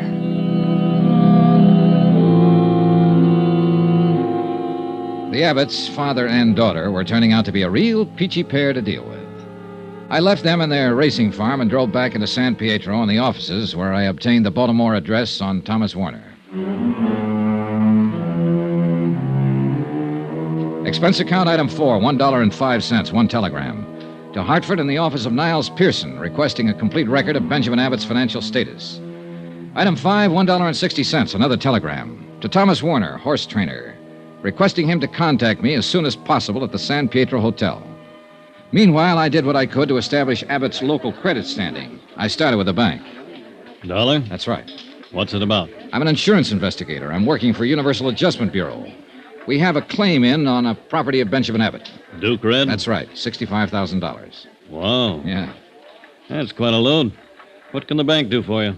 Tell me about Abbott's credit situation, for one thing. Oh. He does bank here, I presume. Yeah, for years. My name's Dale O'Ryan. We better go in my office. Sure. Grab a chair, Dollar. Thanks. Miss White? Yes, Mr. O'Ryan. Bring in Mr. Abbott's file, please. Up to date. Yes, sir. It'll take a few minutes, Dollar. All right. Maybe you can give me a rundown on how things are generally. Maybe. This is all confidential, I suppose? Absolutely, Mr. O'Ryan. I have no axe to grind. You must have something to grind, or you wouldn't be here. People usually try to cheat insurance companies for money reasons, don't they? Well, usually, yes. Have you been cheated? I don't know. I don't know if there's any reason for us to be cheated. Look, maybe it'll put your mind at ease if I just tell you that a man with a $65 claim has his financial situation checked as a matter of course. You're a careful bunch of cut-ups, aren't you? Well, business being the way it is, yeah. Well, I don't think you'll find too much to raise an eyebrow about with old Ben. He's got one of the largest balances in town. Roughly, it'd be in the $100,000 area. Yeah, racing horses is quite a business, and he knows what he's doing. I doubt very much if he'd try to bamboozle you people out of a tiny little $65,000. Well, That's small change to Ben Abbott. That ranch, the stock, his investment there must come to well over $1 million. He meets a weekly payroll in the $10,000 class. Terry must run him a couple of thousand a month or so. you mean his daughter? Yeah. You met her? Yeah. Well, when Terry wants a new car, she just parks the old one she's been driving and takes a plane to San Francisco and buys a new one. She might even feel like having a vacation and fly over to Honolulu. She's very expensive that way. If what you say is true, she must be. No doubt about it. Well, she'll probably be marrying somebody one of these days as soon as she can find a guy who can stand the freight charges. I figure it'll be one of that Los Angeles oil gang or somebody from Texas. Oil's her best bet, don't you think? Well, that is, if she wants to stay in her social circle. It isn't very wide, naturally. Naturally. Oh, yes? Mr. O'Ryan. Oh, come in. Mr. Abbott's folder. Oh, thanks. Well, here it is. See for yourself. Yeah. There's a lot to it. You want to take that office over there and look this over, Mr. Dollar? Mr. Dollar. Yeah, I think I'd better.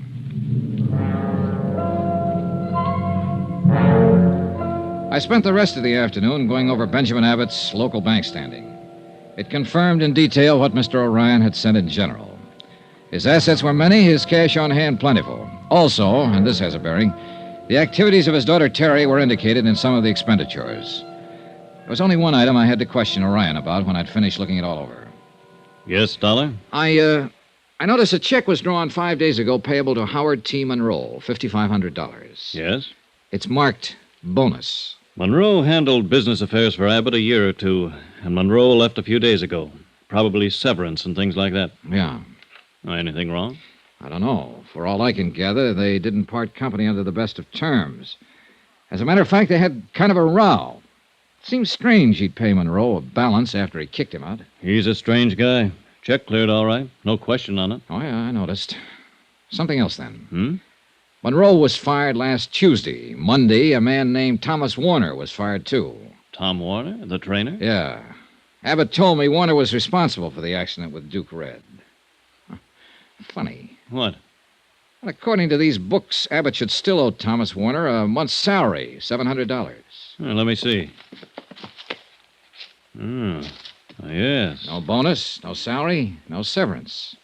Seems to me Tom Warner's got a kick coming. Why doesn't he kick, Mr. O'Ryan? I don't know. I would. Most anybody would. I rechecked Abbott's local office in San Pietro and learned that Warner had not left any kind of forwarding address. As a matter of fact, he told no one he was leaving. Expense account item 6, $1.98, dinner, alone, in the dining room adjacent to the lobby of the San Pietro Hotel. I wasn't enjoying my chef's special with a limp green salad when the clerk came in. Mr. Dollar. I thought you might be in here. A long-distance call for you, Baltimore, Maryland. Oh, yeah, fine. Where can I take you? Use the lobby phone, Mr. Dollar. I'll plug you in from the switchboard. Yeah, go ahead. They're on the line now. Good, thanks. Thanks very much. Hello? Hello? Hello.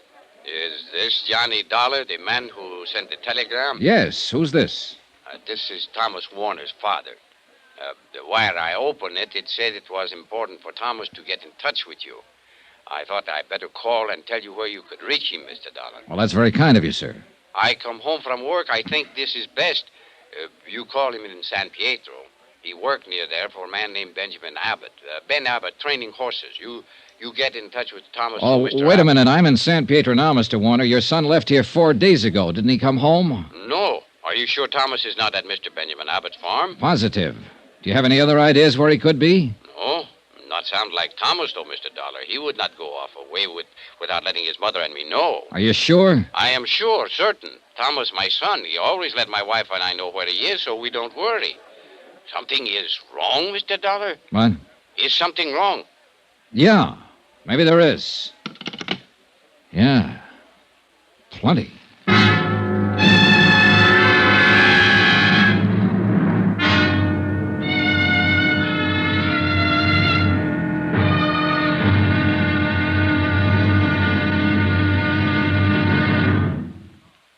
Now, here's our star to tell you about tomorrow's intriguing episode of this week's story. Tomorrow?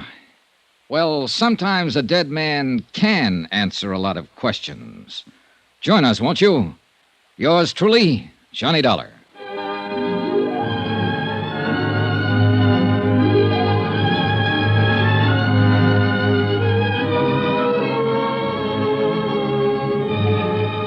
Yours truly, Johnny Dollar, starring Bob Bailey, is transcribed in Hollywood. Written by John Dawson, it is produced and directed by Jack Johnstone. Be sure to join us tomorrow night, same time and station, for the next exciting episode of Yours truly, Johnny Dollar. Roy Rowan speaking.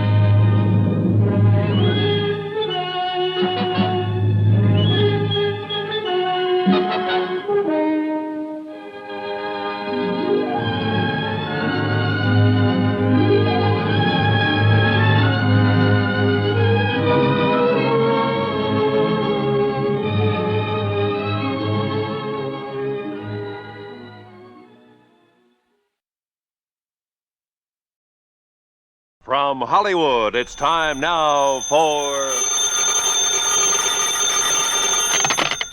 Johnny Dollar. Peter Hanley at Western Maritime and Property. Oh, yeah, Mr. Hanley. I found this message to call you. You're still in town at the Beverly Hilton. Yes, that's right. I thought you'd be back in Hartford by now. When I can enjoy a spot like this on expense account? What? This California weather, the swimming pool here at the hotel? Wait. Wait. You say on expense account? Why, sure. Dollar, you cleared up that matter for us. You proved conclusively that Randolph Merrill did not lose his yacht, that the explosion and the sinking were fake. That's right. And incidentally, as you anticipated, the yacht was found in a small Mexican seaport, all ready to be rebuilt and repainted to thoroughly disguise it. Good. Now, Mr. Hanley. Oh, by the way, in spite of his earlier vindictiveness, Merrill has decided to plead guilty and throw himself on the mercy of the court. Has he signed a confession? Well, no. Then I'll bet he changes his tune by the time he goes to trial. Oh? Sure, that's an old trick to slow things up, gain time.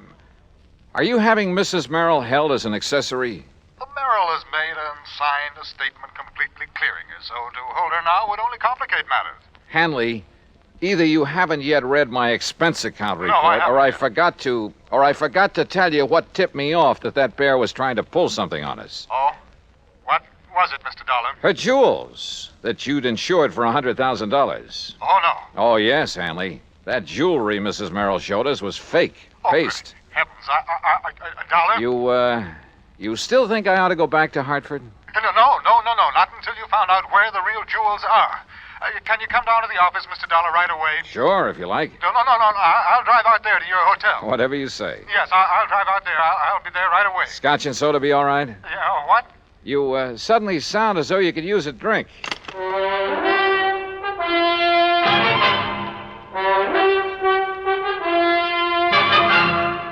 Bob Bailey in the exciting adventures of the man with the action-packed expense account, America's fabulous freelance insurance investigator. Yours truly, Johnny Dollar.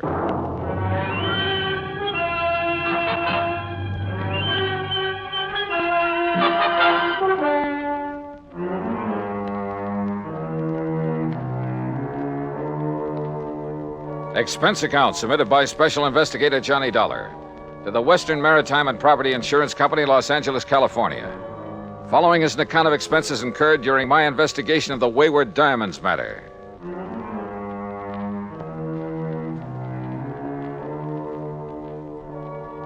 Expense account item 1, $2.25 for drinks in my room at the Beverly Hilton. By the time room service had delivered them, collected the tip, and left, Peter Hanley arrived. Yeah, come in. I make no bones about it, Mr. Dollar. I had completely forgotten about those jewels of Mrs. Merrill's. Yeah, well, I can't say that I blame you. We were so intent on exposing the so-called sinking of that yacht. Exactly. All right. Relax. Here, come on now. Sit down and relax while we map out a plan of action. Thank you. After you hung up, I suddenly remembered that you had mentioned the fact that those jewels were fake to Mrs. Merrill herself. Yeah, that's right. All right. Well, how did you know that they were fakes, Mr. Dollar? You remember when we sat in their living room out in Westwood while they gave us that cock and bull story about the yacht going down? Yes, I remember. All right. She handed me the jewels to look at. I kind of absent-mindedly dragged one of the so-called diamonds across the glass top of the coffee table and realized it didn't scratch it. Oh. Nor did any of the others, which proved they weren't diamonds at all, but some kind of imitations. Look, why kid about it, Hanley? Up to that point, they'd had me believing their story about losing that yacht. You weren't alone, Dollar. You weren't alone. But now I suppose we'd better call in the police about that jewelry. Why the police? Well, to see if they can find the originals. Oh, now, look. The Merrills are a clever pair. They proved that when they almost got away with a $150,000 claim against you for a boat that didn't sink after all. Very true, Dollar. Very true. So you can be pretty sure they didn't take the diamonds out of that jewelry and just hand them over to some fence around here. Yes, you're right. Later, I suppose she figured to lose the fakes, have them stolen, and then claim the insurance. Yeah, probably. If we hadn't nabbed the old man for the yacht fraud. You say she hasn't been held? No, but I see now that she should have been, in spite of her husband's statement that she was completely innocent of any complicity in the whole scheme. Yeah, I think she should have. You know, it's going to take a lot of money to defend him. And with him in the clink, she's the logical one to raise it. With the diamonds. The real diamonds. That's my guess. Very well, then I'll go over to police headquarters right away, charge her with fraud. Because of the diamonds themselves, and see that she is held until she tells us where we can recover them. Hadn't you better get evidence of fraud first? Well, the mere fact that she substituted paste for the real diamonds in that jewelry, Dollar. Well, a lot of people do that. Never wear the real stuff in public unless they have a lot of guards around. Well, even so... No, Hanley. You've got to prove that she's actually got rid of the real ones. Or tries to. You see, I don't think she's had a chance to yet. Why not? No, listen. I'm running up a nice fat item for you on my expense account. What kind of an item? Well, so far it only amounts to $150. What for? Fee to a private detective agency. Somebody to tailor 24 hours a day. In the hope of finding out what she's doing with the genuine stones? More important, to find out how she'll try to dispose of them. But she may have done that some time ago. No, I doubt it. Why? It's only recently they've needed dough. Granted. They had two plans. The phony sinking of their yacht, and later, if that worked, a phony loss of their phony diamonds. But why later? Well, to run them both together would look suspicious. What's more, apparently saving the jewels made the yacht accident look legitimate. Yes, I suppose so. Sure. And remember this. She made a big thing of having saved her jewelry. When we still believed the wreck was legitimate. That's right. She made a big point of displaying those phonies to us because she wanted to be sure we'd not only see them, but believe they were the originals. That we'd be witness to the fact she still had them. Yes, I see. But you must recall that you finally recognized them as paste. Yeah, but like you and I almost forgot about it simply because they had nothing directly to do with the matters at hand. Yeah, and she may think that we have forgotten. I doubt it. The point is, now she needs money. He saw to it that she stayed free to raise it. And the diamonds are probably her only way of getting it. Which is why I put a detective on her. Oh, excuse me. Johnny Dollar. Yeah? What? Well, how did... Yeah. Well, look, I'll be right over. What is it, Dollar? Oh, that detective I was talking about has just lost his job. I don't understand. He just came to. Came to? Yeah, at the home of Mrs. Merrill. He's in her home? Yes, but she isn't. She's gone.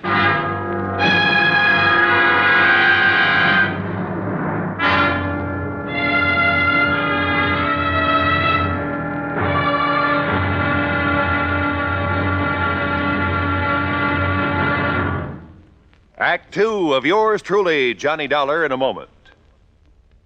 Although most men by nature don't feel in a combat mood much of the time, there are some who just can't get enough of a good fight, particularly if there's a good, sound reason for it.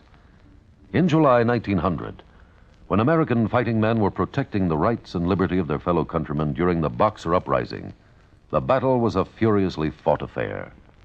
Army Private Robert H. von Schlick serving with Company C of the 9th United States Infantry Division, was in the thick of the fracas.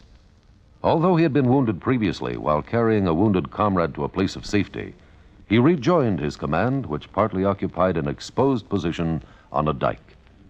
Private von Schlick remained there after his company had been withdrawn and, in spite of the hail of bullets around him, single-handedly continued to fire into the enemy ranks. Oblivious to the fact that he was a conspicuous target, he refused to leave the fight until he was literally shot off his position by the enemy. Private Robert von Schlick earned the Medal of Honor for valiant devotion to duty and added heroic background to the code of conduct of American fighting men. And now, Act Two of yours truly, Johnny Dollar, and the Wayward Diamonds Matter.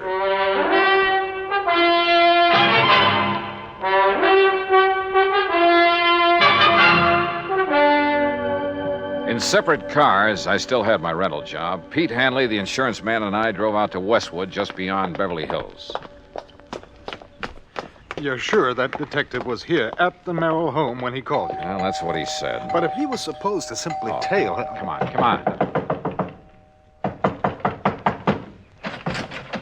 Mr. Dollar? Yeah, that's right. And I take it you're Sam Bench... Holy smoke, what happened to you? Where's Mrs. Merrill? Well, like I told you on the phone, Mr. Dollar, she's gone. Any idea where? Oh, sir. Hey, you mind if I sit down? I don't feel so good. No, go ahead. Go on, sit down. All right, you all set? Yeah. Now, what happened? Well, I was walking up and down the street. Huh? You know, real casual, so as not to arouse no You've suspicion. been walking up and down in front of this house all morning? Oh, yeah, all morning. But like I say, real casual, so Where did you ever learn to be a detective? Some correspondence course? Oh, now, look, Dollar, you shouldn't talk like that. I resent it. Okay, all right, go ahead and resent it. But prowling up and down in front of the house... Well, my brother runs a very good detective Your brother? agency. Yeah, and if he didn't think I was a good operator, if he wouldn't let... all right, what happened? Well, I see her come out the back door. You know, Miss Merrill? Wow. And I see her go out and she opens up the garage. And where were you? Well, by good luck, I just happened to be in front of the driveway about then. So, real casual, I lean over and I start tying up my shoelace, Yeah. you know, so she won't get suspicious of me, you see? Go on. Well, when she gets in the car and she gives me a look, but that's all. So I figures me being so casual and all, she's not wise to what I'm doing around here, you know? I bet she wasn't. But that's where you're wrong, Dollar, because somehow she must have figured it out, even with me being so casual. All right, what happened? Yeah. Well, Dollar, she comes barreling out of that garage so fast, I didn't have hardly And time she to maybe even... casually ran you down. So I was casual about it. By the time I pick myself up and to find out I got any busted bones, she's down the street and around the corner. What kind of a car was she driving? Gee, no. What was the license number? I don't know. You don't know? Well, then how it happened so fast? Hey, look, whoever assigned you to this job ought to I have told you, their... my brother. And don't you say anything about my How brother. did you get into this house? Well, my order said if she made any move, I was to phone you. I figured nearest phone was in here. How did you get in? Well, I looked around to see one of the back windows was open. You have so any authority to enter this house? A warrant, maybe? No, but I have my orders to phone you just as soon as I could. And like I said, I figured the nearest phone... You want to see my orders? No, I don't. Well, look, see here. Now, you Here. look. You can take those back to your office and shove them in your darling brother's face. Oh, And now when you say things do, against my just brother. don't forget to tell him you're fired. Oh, now look, Dollar. Anybody can make one little mistake. You asked me, you made them all. Now, go on. Get out of that chair and get out of here. Oh, now listen. Oh, will and you... I suppose that car that's parked right across the street, I suppose that's yours. Well, sure. Oh, no. So as if she made a move, I could follow without wasting no time. Real casual, huh? Sure. So she wouldn't know you were following her. Of course. All right, go on. Get out. Oh. Now, look, you wasn't really serious About what you being said fired? You bet I was. And you can tell your brother he and his agency are... Oh, go on. I'll settle with him later. Look, I'm not used to being treated like this. And when I told my Ouch. brother... Oh, brother. Well, Hanny, it looks like I called in the wrong detective agency. I'm sorry. I'm afraid so. And I suppose you and I have no more right to be in this house than that idiot had, so perhaps we'd better leave. Yeah, sure. But not until you get on the phone and call the Department of Motor Vehicles. Oh? Find out from them the year, make, and model of Mrs. Nancy Merrill's car. Oh, better still, I can call my office. Your office? Yes, we issued the insurance on that car. Well, good. Meantime, rather than just sit here and twiddle my thumbs, I'm going to have a look around. But, Dollar, if our simply being here is illegal... Will you stop worrying about it and get on that phone? In the bedroom, I found the jewel box, all right, but no sign of the jewels. However, in a desk, I did find a receipt. A receipted bill for some work done by a jeweler in Westwood Village. The amount of the bill? Yeah. It was more than enough to cover the substituting phonies for the diamonds in that jewelry. So when Hanley got the description of Nancy Merrill's car, I sent him over to West L.A. Police Headquarters to have my pals over there put out an APB on it. Then I hopped into my own car and headed for the jewelry store in Westwood. And you know something? If I'd had any idea of what was waiting for me there, believe me, I'd never have gone alone. Act 3 of yours truly, Johnny Dollar, in a moment.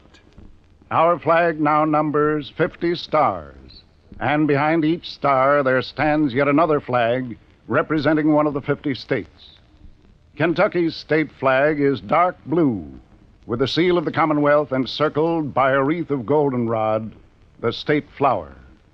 Within the seal, two friends embrace, their right hands clasped, their left resting on each other's shoulder, their feet on the verge of a precipice, which illustrates the motto beneath them. United we stand, divided we fall. Kentucky's state flag, the flag of the 15th state to enter the Union, was adopted on March 26, 1918. And now, Act 3 of yours truly, Johnny Dollar, and the Wayward Diamonds Matter.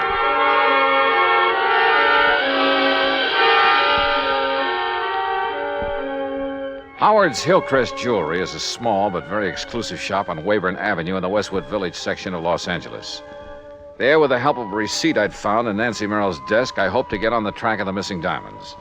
I entered this snooty little shop and asked for the owner. I'm sorry, my good man, but Mr. Howard is engaged with one of our important clients. Well, I'm here on rather important business. Well, if you care to leave your name and he wishes to see you, perhaps we shall call you.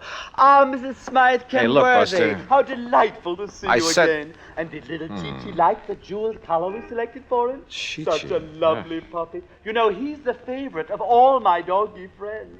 Just as you're my favorite. Maybe I'd better look for this Howard myself. Mrs. Smythe Kenworthy, you have no idea how it brightens the day to have you drop in. Oops, Now, wrong department. what can I show you today? Some little trinkets for your pussycat rat. We have some perfectly ravishing things in real emeralds. No. But you must please. Oh, Nancy, my dear. Yes, Howard. My pet, when I removed the genuine diamonds from your various pieces and replaced them with paste, it was with the distinct understanding. I know, dear, I know. But now I have to have the real stones put back. Why? As I understood, it was in order to have the fake gems stolen so that you could collect on the insurance. Oh, of course it was, of course. Not so loud, Nancy, please. Howard, our plan to claim that the yacht exploded failed. Randolph is in jail. He didn't involve you in that, I must say, rather foolish plot. Oh, no, but I have to go through the motions of getting him legal help. Excellent, my dear. I hope they keep him in jail. Howard. Randolph has stood in the way of our romance too long, my pet. Howard, please, listen. Because of the yacht, they sent an insurance investigator out here. Investigator? Yes, a Mr. Johnny Dollar. Dollar? Good heavens. You know him? I know about him. I don't like this. And he found that these jewels I have now are paste. Now, you've got to put the original stones back so that when he sees them again, he'll think he was mistaken. Impossible. I've already disposed of them through various connections. Why did you show him those fakes? Well, I thought... You thought wrong, you stupid wench. Oh, Howard. Don't you see you may have opened the door to investigation of some of the other favors I've been doing you and other customers to beat your insurance companies? Oh, but I didn't think... Oh, of course you didn't. But if Dollar ever connects me with those imitations... Oh, dear. Oh, I know.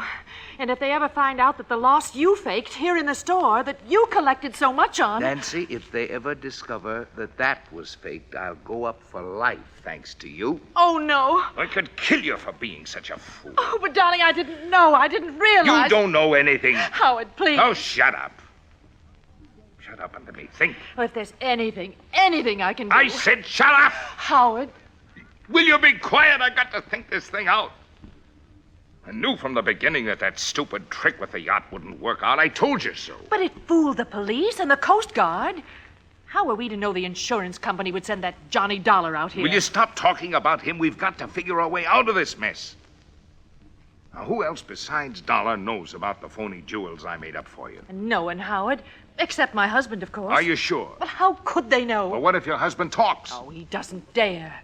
Don't you see? He's the one who sent me here to get the stones back. So the dollar can't prove he saw the imitations. And I tell you, I can't get them back. They're probably scattered all over the country by now. But don't you see, unless we can show them to him, the real ones, I mean, show them to this Johnny Dollar. No, it's impossible. So, that means only one thing, Nancy. Replacing the fakes with some other genuine stones? No, that would take months. No, Nancy, it means that I have to get rid of this man Dollar. That gun! That's right. You'd kill him? Yes, Nancy, I'll kill him if I can find him. I'll save you the trouble of looking for me, Howard. What? Dollar! And is that the gun you plan to kill me with? Yes, that's right. And I think I'd better kill you right now. Oh, Howard, darling, please. Oh, put that thing down, Howard. You're not going to shoot with customers out front. My private vault is just outside this back door of my office, Dollar, and it's open. In there, the sound of a shot won't be heard out front. No kidding. No kidding. All right, walk. Out that little door. Walk. Well, you don't really leave me much choice, do you? Now, open it carefully. No tricks. Tricks? With a gun in my back? All right, open the door. Go ahead. Well, it seems stuck. Maybe you'd better open it. I said no tricks. You open it. Oh, Howard, you don't know what you're doing. You bet I do. Go ahead, Dollar. You may be sorry for this, you know. Will you quit stalling and open it? Whatever you say. Mr. Howard! Mr. Howard! Oh, no. What? Mr. Howard, there are some men here to see you. Nancy, go out there. Tell them I'm not to be disturbed. I'll see them in a few minutes. Oh, please, dear. Go ahead. Go on. Mr. Howard, these men are from the police. The police? Well, bless Peter Hanley. Oh, no, you... Yes, I do. Dollar, are you all right? Those shots, Johnny. Hiya, Pete. Huh? Oh, thank heavens. Thank heavens. Yeah. Looks like he's okay, Mr. Hanley. But, Dollar, what under the sun did you do to our friend Howard here? Well, we had a little argument, Sergeant. I'll tell you all about it, and then you can haul him off to the clink. Oh? Hey, listen, if you've got something on Howard, you'll be our friend for life. Sergeant, I've got plenty. Good, because, brother, we've been trying to catch up with him for years. Oh, incidentally, have you got a cell for Mrs. Merrill, too? You bet we have.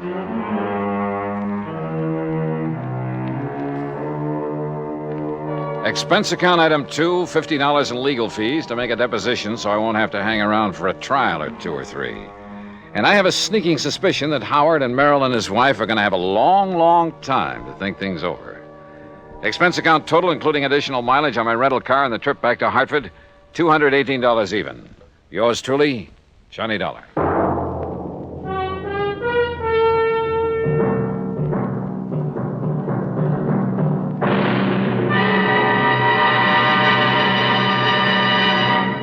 Our star will return in just a moment. There are some men who, after being practically pushed into the service, find their element and commit heroic deeds. Frank Luke was that sort of young man. Soon after the United States entered World War I, Luke was taunted by his patriotic family into joining up. He was commissioned a second lieutenant after completing his flight training with the Signal Corps Air Service, that small beginning of today's mighty Air Force. Lieutenant Luke found it difficult to accept the discipline so necessary in the military. When he got to France and was assigned to the English Spads, his attitude worried his commanding officer. But Luke's performance in the air didn't. In less than 2 months in aerial combat, he accounted for 7 enemy aircraft and earned himself the nickname of Balloon Buster for knocking down 11 or 12 of those menaces to the ground troops, the observation balloons. For his gallant action in the face of great danger and overwhelming odds, he was awarded 2 Distinguished Service Crosses and the Medal of Honor. Shortly before the end of the war, Lieutenant Frank Luke made his last heroic combat flight. After having just returned from a sizzling air battle, he refueled his Spad and took off on an extra duty mission. Pursued by 8 enemy planes, he shot down 3 balloons. He was wounded, and his plane was so badly damaged in the action that he had to make a forced landing in a German cemetery. Perhaps the irony of it struck him at the time. When called upon to surrender, He preferred to open fire with his automatic and fight to the death, though he was only 21 years of age. Lieutenant Frank Luke may have had trouble adjusting to the military life, but when he did, he was a gallant fighter and a credit to his country. Now, here's our star to tell you about next week's story. Next week, a quiet little fishing pier on the coast of California. Only they call it the Pier of Death. Join us, won't you? Yours truly, Johnny Dollar.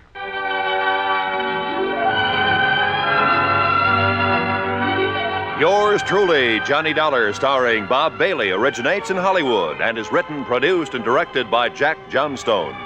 Heard in our cast were Paula Winslow, Ben Wright, Jack Crucian, Jack Edwards, Marvin Miller, and Joseph Kearns. Be sure to join us next week, same time and station, for another exciting story of yours truly, Johnny Dollar. This is Roy Rowan speaking.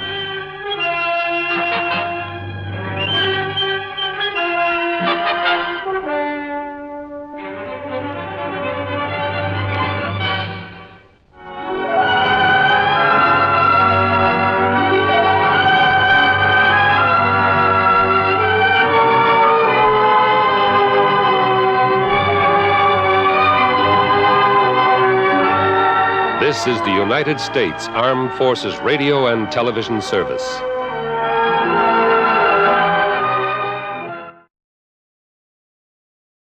It's time now for...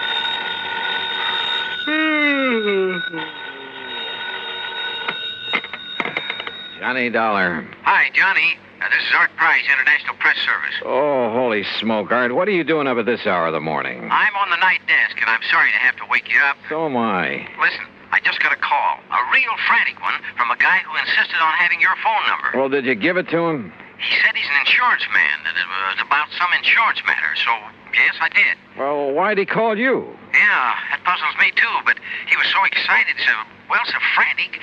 Well, he probably called the first person he could think of. And he said it was a big emergency. Oh, did he give you any details? No. And Johnny, it's aroused my curiosity. Let me know what it's all about, will you? Yeah, sure. Promise? Okay, Art, promise.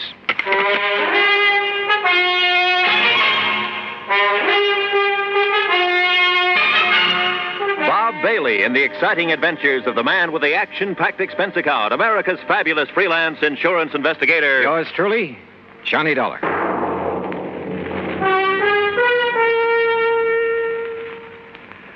And now, Act One of yours truly, Johnny Dollar.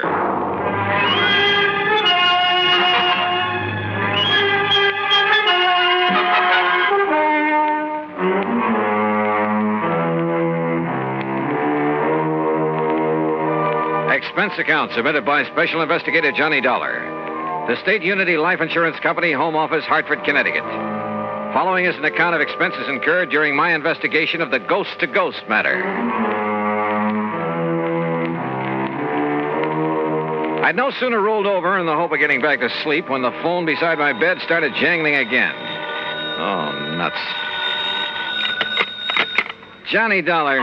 This is Oscar H. Trimley, Mr. Dollar. Trimley? I represent State Unity Life here in Lake City, New Jersey. Oh, look, are you the man who called Art Price over at International Press Service? Yes, I did get your phone number. I knew he'd have it, you're being such a famous investigator and all that. Yeah, well, you could also have got it from Universal Adjustment Bureau, your insurance directory, the long-distance operator. Oh, dear, I guess I've been so upset over this whole thing that it never occurred to me, but can you come down here to Lake City, Mr. Dollar, right away? Well, it depends. What's this all about? Ian McAndrews. Who's Ian McAndrews? Oh, don't you know? He's the man who founded Lake City. So what's happened to him? He's dead, Mr. Dollar, or rather, he isn't. Huh? Well, that is to say, he died, Mr. Dollar, about 5 years ago. And? Well, in due time, of course, we paid off the claim on his life insurance policy, $55,000. Everything in order and perfectly all right. Well, then? But now... Oh, no, Mr. Dollar, you just won't believe it unless you come here and see for yourself. Oh, won't believe what? Ian McAndrews has come back. Huh? Either he or his ghost has come back here. Oh, now, wait a minute. No, it's true. It's absolutely true, sir. Ian McAndrews is haunting Lake City. So please come as quickly as you can. I'll think about it. Oh, dear, is that the best answer you can give me? Yeah, I'm afraid so, until I see how things line up for me these next couple of days. Goodbye, Mr. Trimley. Think about it. I could hardly wait to grab a train. But I didn't want Oscar Trimley to know that. Because I had a strong suspicion that if you can catch a ghost off guard, you'll be one up on him. Expense account item 1, the promised phone call to Art Price in international press. Are you kidding, Johnny? No, I'm deadly serious, Art. But a ghost in a little New Jersey. Yep, I'll keep in touch. Then I remembered Nancy. Nancy Turner, an old flame, or rather, a young old flame. She'd said something one time about taking up investigation of the supernatural. So, expense account item 2, another dime for another call. You old rascal, Johnny, you haven't called me in ages. Well, you know how it is. Look, Nancy, did you ever go ahead with your study of psychic investigation? Psychic... Oh, no, Johnny. I found I'd have to read a couple of hundred musty old books, so I gave it up. Oh, well, that's too bad. Oh, why? Well, I've got to run over to Jersey to investigate a haunted town. A haunted town? How thrilling. Except that such a thing is impossible. Oh, it is? Sure, but I'd kind of thought that maybe you were still... Well, I guess we better forget it. Forget it, nothing. I'm going with you. Oh, no, wait, No excuses. I'll put on my face and another dress and be waiting by the time you can get here. Yeah, but look, honey, Huh? Johnny. Okay, Nancy, I'll pick you up.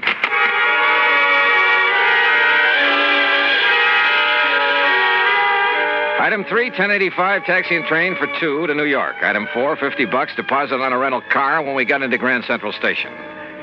We crossed over into Jersey and hit Route 22 for Somerville and points west.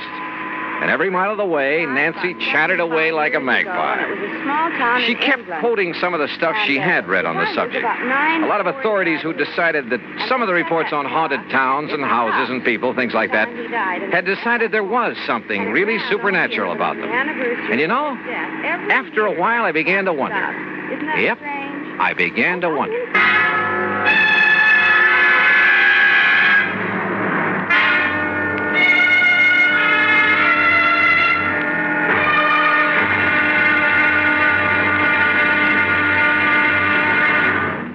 Act 2 of yours truly, Johnny Dollar, in a moment.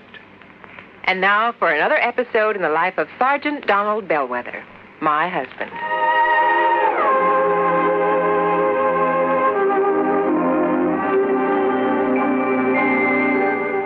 Donald! Donald! I'm out here on the back porch, honey. Oh, there you are. Honey, why on earth did you choose a time like this to clean your hunting rifle? We're due at the Jamesons at 7. I'm ready, honey. All I have to do is wash my hands. I'll finish this tomorrow. Be with you in a jiffy. Donald, come back here. Oh, now what's the matter, Reba? Are you going to leave this hunting rifle right out here in plain sight? Nobody's going to bother it. The kids are asleep and we'll be gone. I don't think our babysitter will bother anything. She's got her homework to do. Those are famous last words if I ever heard them. Donald, don't you realize that accidental death by firearms ranks second only to deaths from fall, fire, and poison? Yeah, but the kids are in bed. Well, sure they are. But what if our 6-year-old Marshall Dillon should wander out to the kitchen for a drink of water? You know, he'd love to play with his gun. Yeah, I suppose so. Well, please put it away under lock and key. Yes, dear, yes, right away. And for heaven's sakes, take those shells, too. You know, many accidents happen when bullets are thrown into a fire or hit with a hammer. Those things are dangerous. You ought to know that. I know, honey. I guess I just wasn't thinking. The unloaded gun and ammunition lying around the house is even more dangerous than itchy-fingered hunters. Statistics prove that. Okay, there. Everything is safe under lock and key. Now, you still angry with me? Oh, Donald, I don't want to sound like a nagging wife, but... My dear, you have every right to reprimand me. Me, a non-commissioned officer. I should know better. But that's the way it goes. We forget. That's why there are accidents in the field, out hunting, and in the home. We all know better. We just forget or get careless with firearms. Well, come on along. Let's get over to the Jamesons. Okay, dear. Now, this won't happen again, believe me. You know, I wouldn't have started to clean that rifle if you hadn't taken so long to get dressed. But you sure did a good job. Oh, you look beautiful. That's my Donald. That's my doll.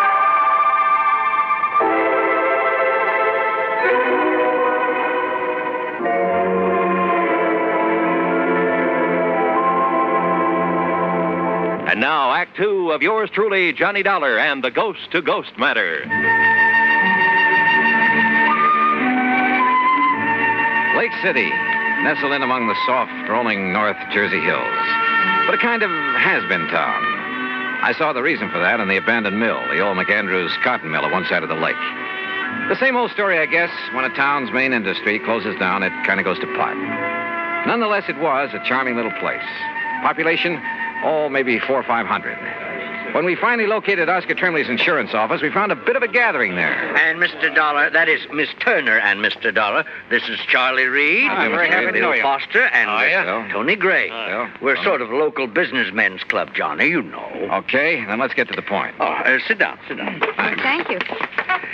Johnny, I thought over the phone that you were turning us down. Well, I changed my mind, and when I thought of Nancy and her knowledge of the supernatural... Good. That's what we need. Yes, you're right. Well, I am interested in the subject. We're all a little worried about it. Tony isn't kidding. I think we're a pretty level-headed bunch, but, well, this thing has us scared. That's putting it mildly. If it really is his ghost that's plaguing us... Oh, now, you don't seriously believe in ghosts. I'll tell you this. I never did before, but now, well, wait and you'll see. Gee, Johnny. Well, suppose you tell me what's going on. Well... No, Johnny. You'll have to see for yourself. And here? Yes, Charlie, and here. And that means waiting until midnight. Midnight? Sure, Mr. Dollar. Well, just why, Bill? You'll see. Yes, and meantime, you can look around... Say, aren't you quite a fisherman, Johnny? Oh, I'd rather fish than eat, but now look, if you... Oh, I love to fish, too. Good. The lake's full of nice bass. Charlie, you can fix them up with a boat, can't you? Sure can. Yes, but if I'm going to investigate... Tony, you arrange for a place for Miss Turner to stay overnight. Be glad to. Well, now... And Johnny, you'll stay at my home, all right? Fine, but now at least tell me... No, I want you to see for yourself at midnight. Now, meantime, good fishing. Right. Now, I've got to get back to the shop before Mrs. Bixley starts screaming about her high five. See you later. Yeah, and I'll come back to the office and arrange somewhere for Miss Turner to stay. See you later. See you, Tony. Now, if you folks will come over to the print shop with me, we'll pick up the keys to my boat and some tackle, and you can be on your way. Look, can't you at least give me some idea? Nope, not a thing until midnight. Oh, and we'll all have dinner together at the hotel. Mr. Trimley... Well, you ready, Mr. Turner? Johnny? You fellas are the boss, I guess. Fishing, Nancy? I'd love it. I'll even give you some of the fast strike hooks I use. Okay, then, let's go. There was something slightly screwy about the whole thing. And I don't mean just the talk of a ghost. But when I go fishing, and at company expense, well, who's to complain? So Nancy and I spent the rest of the day on the lake. Matter of fact, she caught the big one. By dinner time, we were starved, and the little hotel served us not only excellent cocktails, but a regular banquet, complete with champagne. You enjoying it, Miss Turner? I love it. Only why don't you call me Nancy? Sure, why not? Charlie, I'll tell your wife. Now, Tony, you stay out of this. Mr. Trimley, about this ghost business. This champagne, you know, comes from the old Leland Stanford vineyard. Oh, yes, and it's fine. Finest I know. But it's time we talk about your ghost. Say, you land any big ones out on the lake? Yeah, Bill. Nancy got a 4-pounder. But now listen, will you... Another thing about this fine California Say, didn't wine. I see you navigating the boat, Nancy? Listen, will you please? Fella got one last year, weighed 6.5 Look, fellas, He caught it over near the old cotton. Hey, fellas, look, please, will you tell me a little bit about... All I want to know is...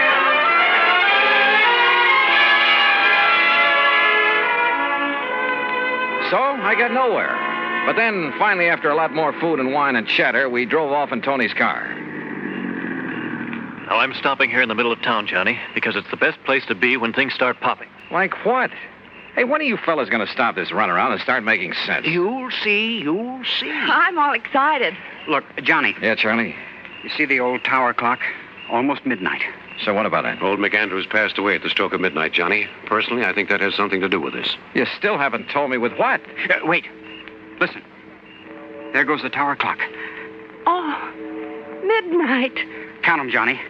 That was 4, 5... And, Johnny, see how all the lights are flickering along the streets? That happens every night? And no reason for it. Look, bats. Huh? Millions of bats coming out of that clock tower. Yeah, I see him. But I don't... What under the sun is that? That's the ghost, wailing. Oh, now, wait a minute. That scream fills the air, comes from everywhere. Oh, it's a horrible sound. Johnny. Easy, honey. Easy. No, listen. Didn't you hear? That clock struck 13. Yes, Johnny. Why, yes. You ask me, the devil's in old McAndrew's ghost. That's why it comes out of his house every night. Out of his house? Right, Johnny. And wait till you see what's there. Right.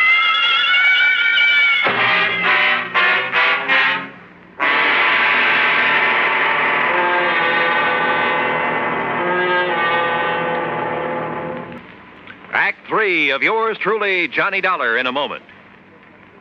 Do you know who said, "They that can give up essential liberty to obtain a little temporary safety deserve neither liberty nor safety"? Those words were written by Benjamin Franklin in the year 1759. Even before the United States of America had come into being, Franklin realized that the path toward freedom was a difficult one. He knew that there would be many people who would prefer easier paths to the difficult one that led toward freedom. These people, he felt, did not deserve to enjoy freedom. Just as there were in Ben Franklin's time, there are people today who would choose what looks like the safe and easy way to protect American freedom. They would be willing to sacrifice some of their liberties in order to be comfortable. But the surrender of a little freedom soon leads to the surrender of all freedom. Liberty can be protected only by constant vigilance and the willingness to fight to protect it, if necessary. Remember the words of Benjamin Franklin. They are part of your American heritage. Temporary safety must never be purchased at the price of liberty. And now, Act 3 of yours truly, Johnny Dollar, and the Ghost to Ghost Matter.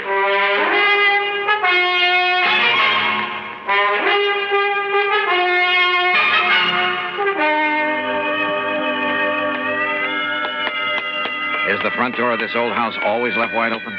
Yeah, Johnny. Sure you want to go in? Sure. Come along, Nancy. I'm coming. If only there was more light around. Oh! Well, that's nice. Slammed right in our faces. I knew it. Unlocked, though. Let me have that flashlight, Tony. Here. No sign of wires or strings on it. Come on. Okay. Come on, fellas. Now, Johnny. Yeah, Bill? As you can see, there's just one big room downstairs here. Johnny. Easy, Nancy, easy. Don't you see that? Look, I admit this is all pretty strange, but a ghost. Well, what else? We've been over this house with a fine-tooth comb. Hey, listen. You hear that? Somebody's walking on the ceiling. Listen. Oh.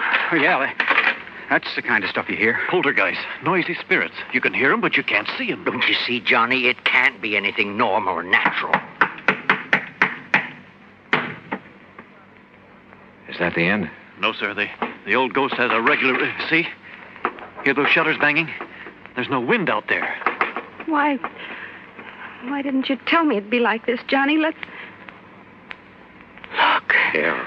Lights moving around somewhere outside. You can see the reflection in the trees. But they're green. Ghost lights. Oh! Johnny, look. There's a rocking chair. It's rocking. In front of the window, where old McAndrews used to sit and look out on the town before he died. Give me the flashlight. Here.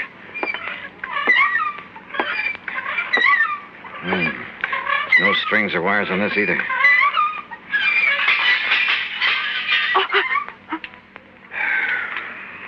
Well, that's the end of it. The same crazy routine every night. It's the ghost of Ian McAndrews. That's all there is to it. Well, from what you fellas have shown me tonight, it kind of looks that way. It is, Johnny. But tomorrow I want to investigate these things in broad daylight. I investigated, all right, the old house, the clock tower, everything I could find. And thanks to the help of the boys, we covered a lot of ground. Result? Nothing. Meantime, I noticed that the town, the sleepy little town of Lake City, was being mobbed. People from all over, streets jammed with cars. And as we sat down at lunch in the hotel... Miss, waitress, will you please bring me another cup of...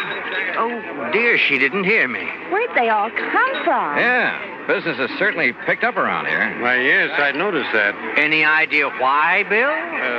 Not the least. No wonder Tony couldn't be with us for lunch. And Charlie's at his print shop getting out an extra. Hey, excuse me. Aren't you Johnny Dollar, the investigator? Yeah, that's right. Man, can I use you? Now, just let me get a picture. Well, now, wait. Hey, Hold it. Okay, Johnny. Thanks a lot. Hey, that photographer's from one of the New York papers. No kidding. Oh, really? Listen, if Art Price at International Press gave out the word about this ghost story... Oh, now, Johnny.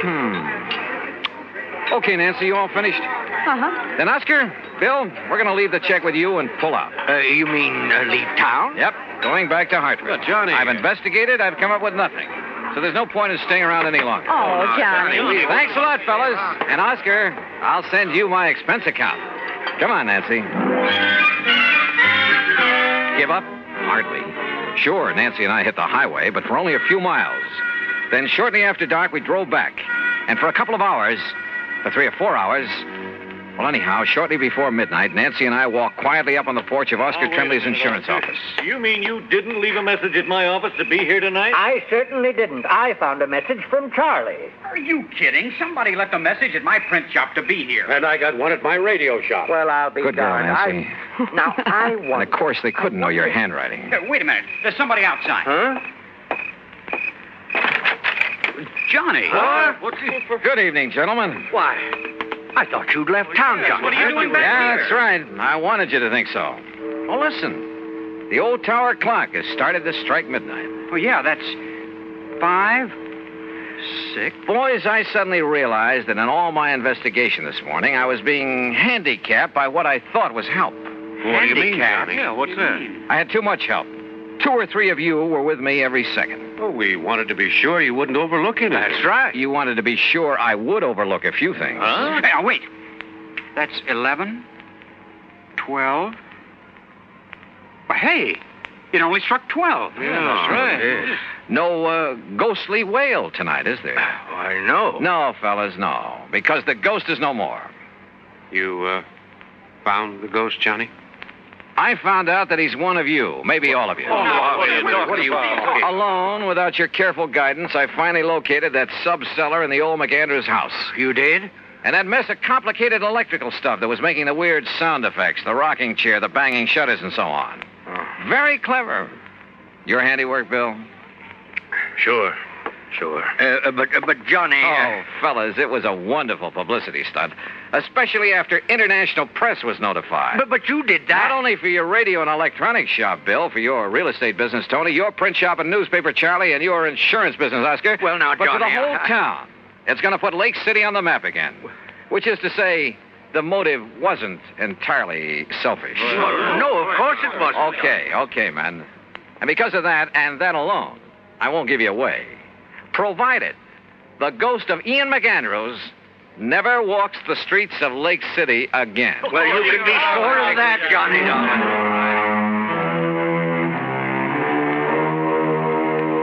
I don't know.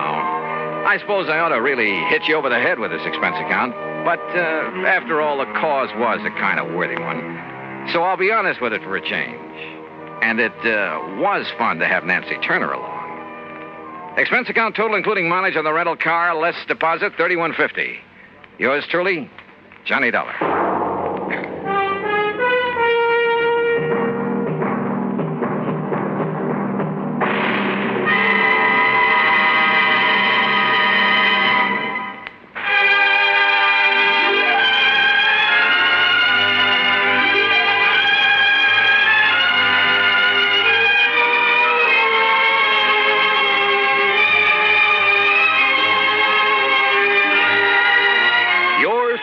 Johnny Dollar, starring Bob Bailey, originates in Hollywood and is produced and directed by Jack Johnstone, who also wrote today's story.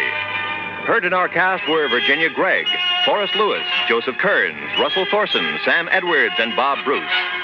Be sure to join us next week, same time and station, for another exciting story of yours truly, Johnny Dollar. This is Roy Rowan speaking.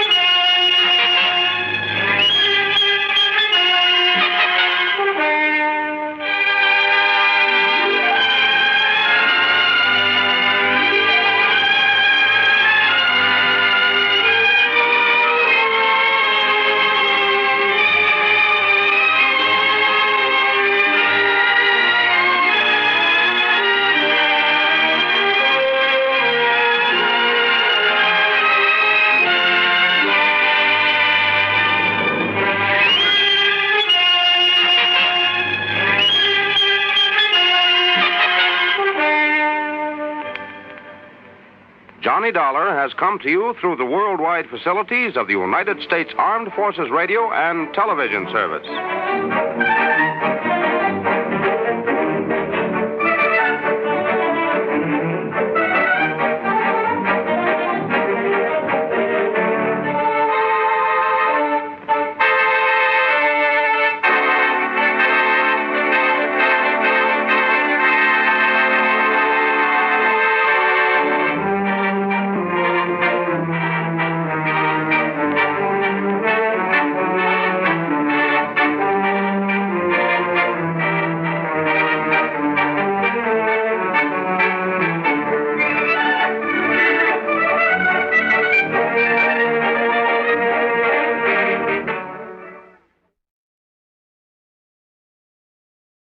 From Hollywood, it's time now for Johnny Dollar. This is Mrs. Gramley, Mr. Dollar. Oh, good.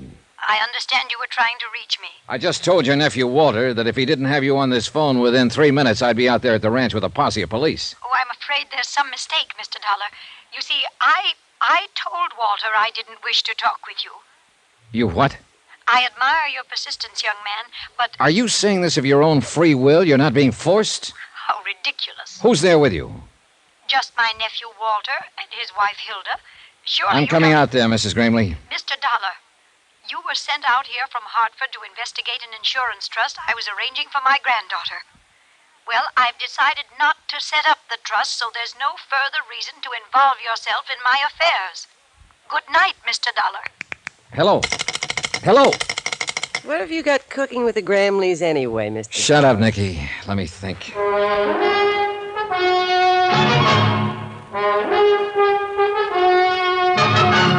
Tonight and every weekday night, Bob Bailey in the transcribed adventures of the man with the action-packed expense account, America's fabulous freelance insurance investigator. Yours truly, Johnny Dollar.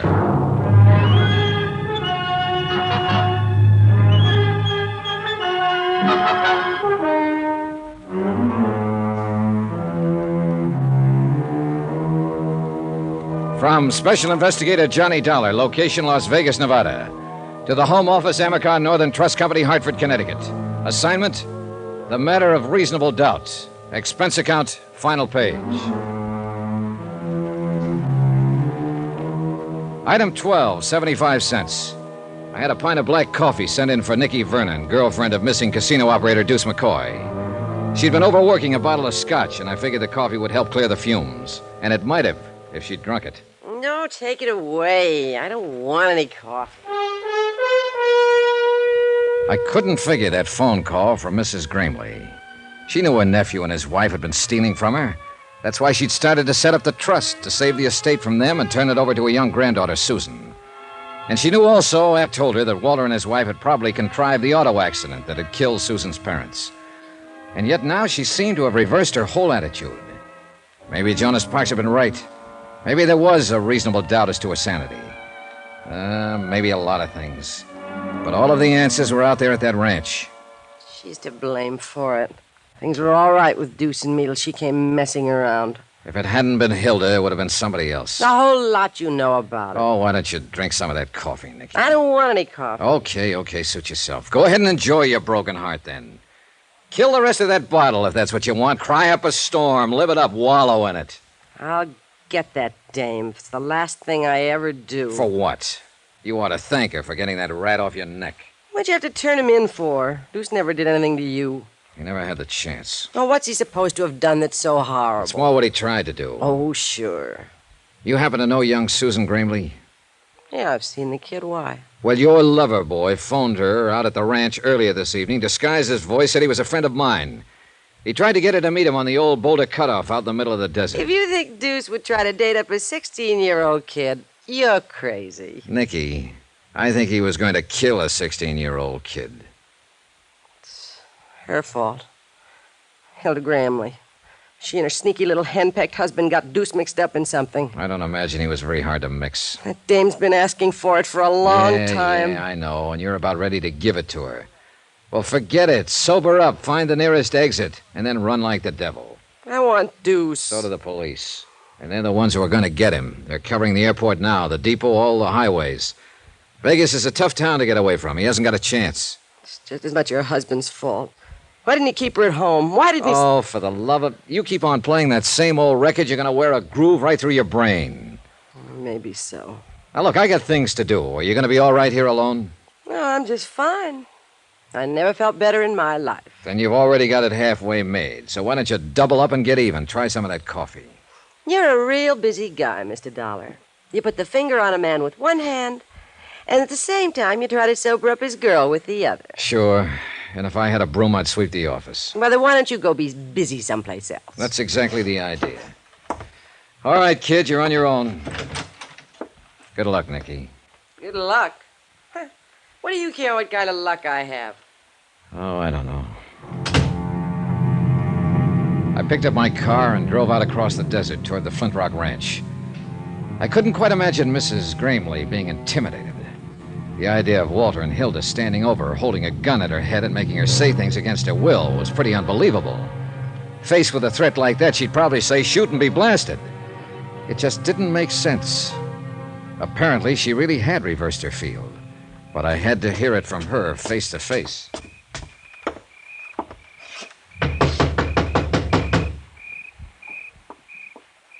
Who is it? Johnny Dollar, open up.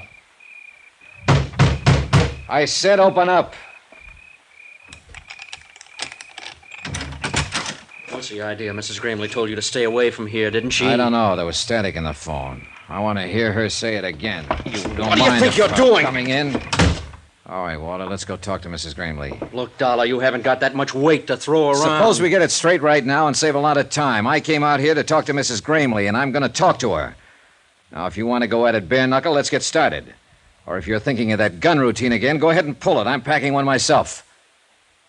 And if you're not going to make any kind of a move, then you just stand right there with your face hanging out while I go on in and talk. What's going on in here, Walter? Good evening, Mrs. Gramley. Dollar won't take no for an answer. He just forced his way in. I'm glad to find you looking so well. I thought I'd made myself clear on the phone, Mr. Dollar. Really? Come on, let's go on into the living room where we can all be more comfortable. Come back here. I must insist that you leave at once. Who was at the door? What are you doing here? Well, if it isn't Hilda, the lovely lady who likes money, gifts, and excitement. Fine. That's why I came out, to stir up a little excitement. I think you're taking a good deal upon yourself, Mr. Dollar. You know, I'm a little surprised at you, Mrs. Gramley. I thought you wanted me to follow the case through. There is no case. Oh? Since when? You heard what she said. That's what you came for. All right, now beat it. Down, Walter. Mrs. Gramley, are you telling me you're going to drop this whole thing, let this pair here edge you out and Susan along with you and take the whole estate? You can put any interpretation on it you like.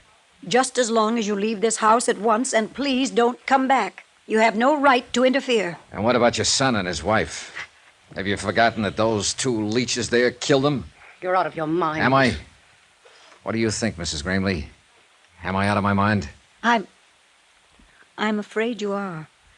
My son and his wife were killed in an automobile accident. A terrible tragedy, but unavoidable. Sure it was. After Walter and Hilda here set it up. Will you please leave now? Have they threatened you? Is that it? Are you scared to talk?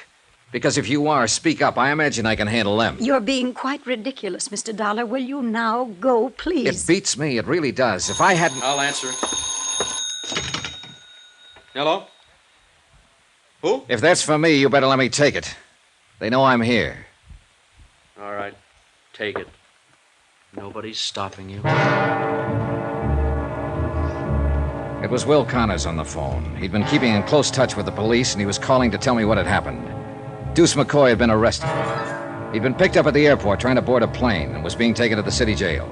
I hung up the phone and told the three of them what Will had said. That touched off the fuse.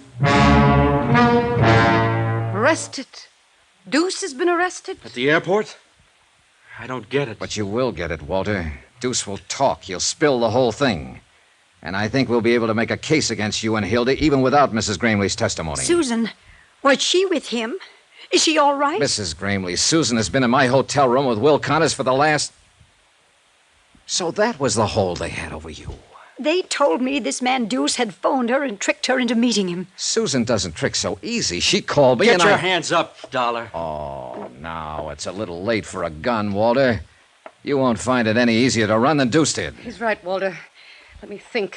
There must be some way... Let you think. That's what I've been doing for the last 10 years, and you thought us right into this. Walter! The airport. You know what he was doing? He was running out. The kid didn't show. He knew something had gone wrong, and he was taking a powder. And not even telling me. There's no time now Left us here holding the bag. And now you say, let me think. Why didn't you think before? It was your idea, cutting him in on this. Oh, she's got a lot of cute ideas. Nicky. She's a real little brain. What the devil are you doing here? Slumming, Mr. Dollar. The door was open, so I walked in. You mind? Look, whoever you Look are. what, sucker? I've seen guns before. Why didn't you use it on them? When they were playing you for their #1 patsy. What are you talking about? Deuce McCoy. And that little sneak you're married to there. You mean you still don't know? She's lying, Walter. Don't you wish I was? They had you right in the middle, sucker. Deuce was taking it away from me on the tables, and little Hildy was getting it back from him after hours. I'll bet they got a lot of laughs out of it. Better hand over that gun, Walter. It's true, isn't it, Hilda? Of course not. Take a gun to him, huh? Well, maybe it's not too late. Walter, what are you going to do? Give me the gun, Walter. Sure. Why not? I don't need it now. He killed her. His own wife. Stood right there and shot her down in cold blood. Did you call the police, Mrs. Greenman? Yeah, tell them to hurry right out. They can take me in on a real charge now. I didn't mean for her to get killed. You know something, Dollar? No. Suppose you tell me. That's the first big move I've made in the last 10 years. That Hilda didn't plan.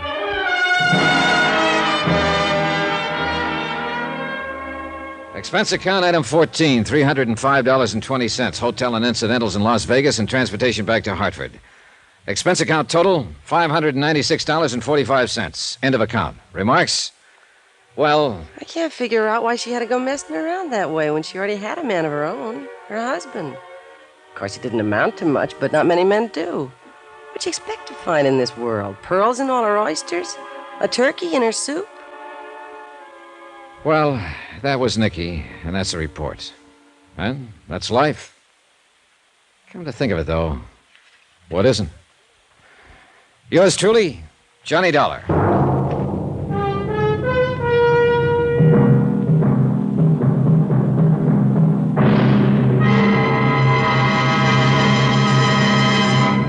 Now, here's our star to tell you about next week's intriguing story. Next week, Indestructible Mike.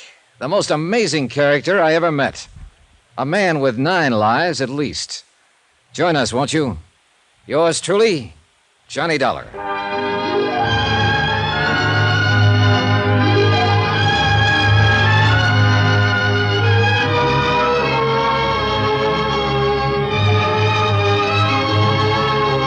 Yours truly, Johnny Dollar, starring Bob Bailey, is transcribed in Hollywood. Written by Les Crutchfield, it is produced and directed by Jack Johnstone. Heard in our cast were Susan Whitney, Richard Crenna, Jeanette Nolan, Forrest Lewis, Inga Adams, Paul Richards, and Gene Tatum. Musical supervision by Amerigo Marino and Carl Fortina. Be sure to join us on Monday night, same time and station, for another exciting story of yours truly, Johnny Dollar. Roy Rowan speaking.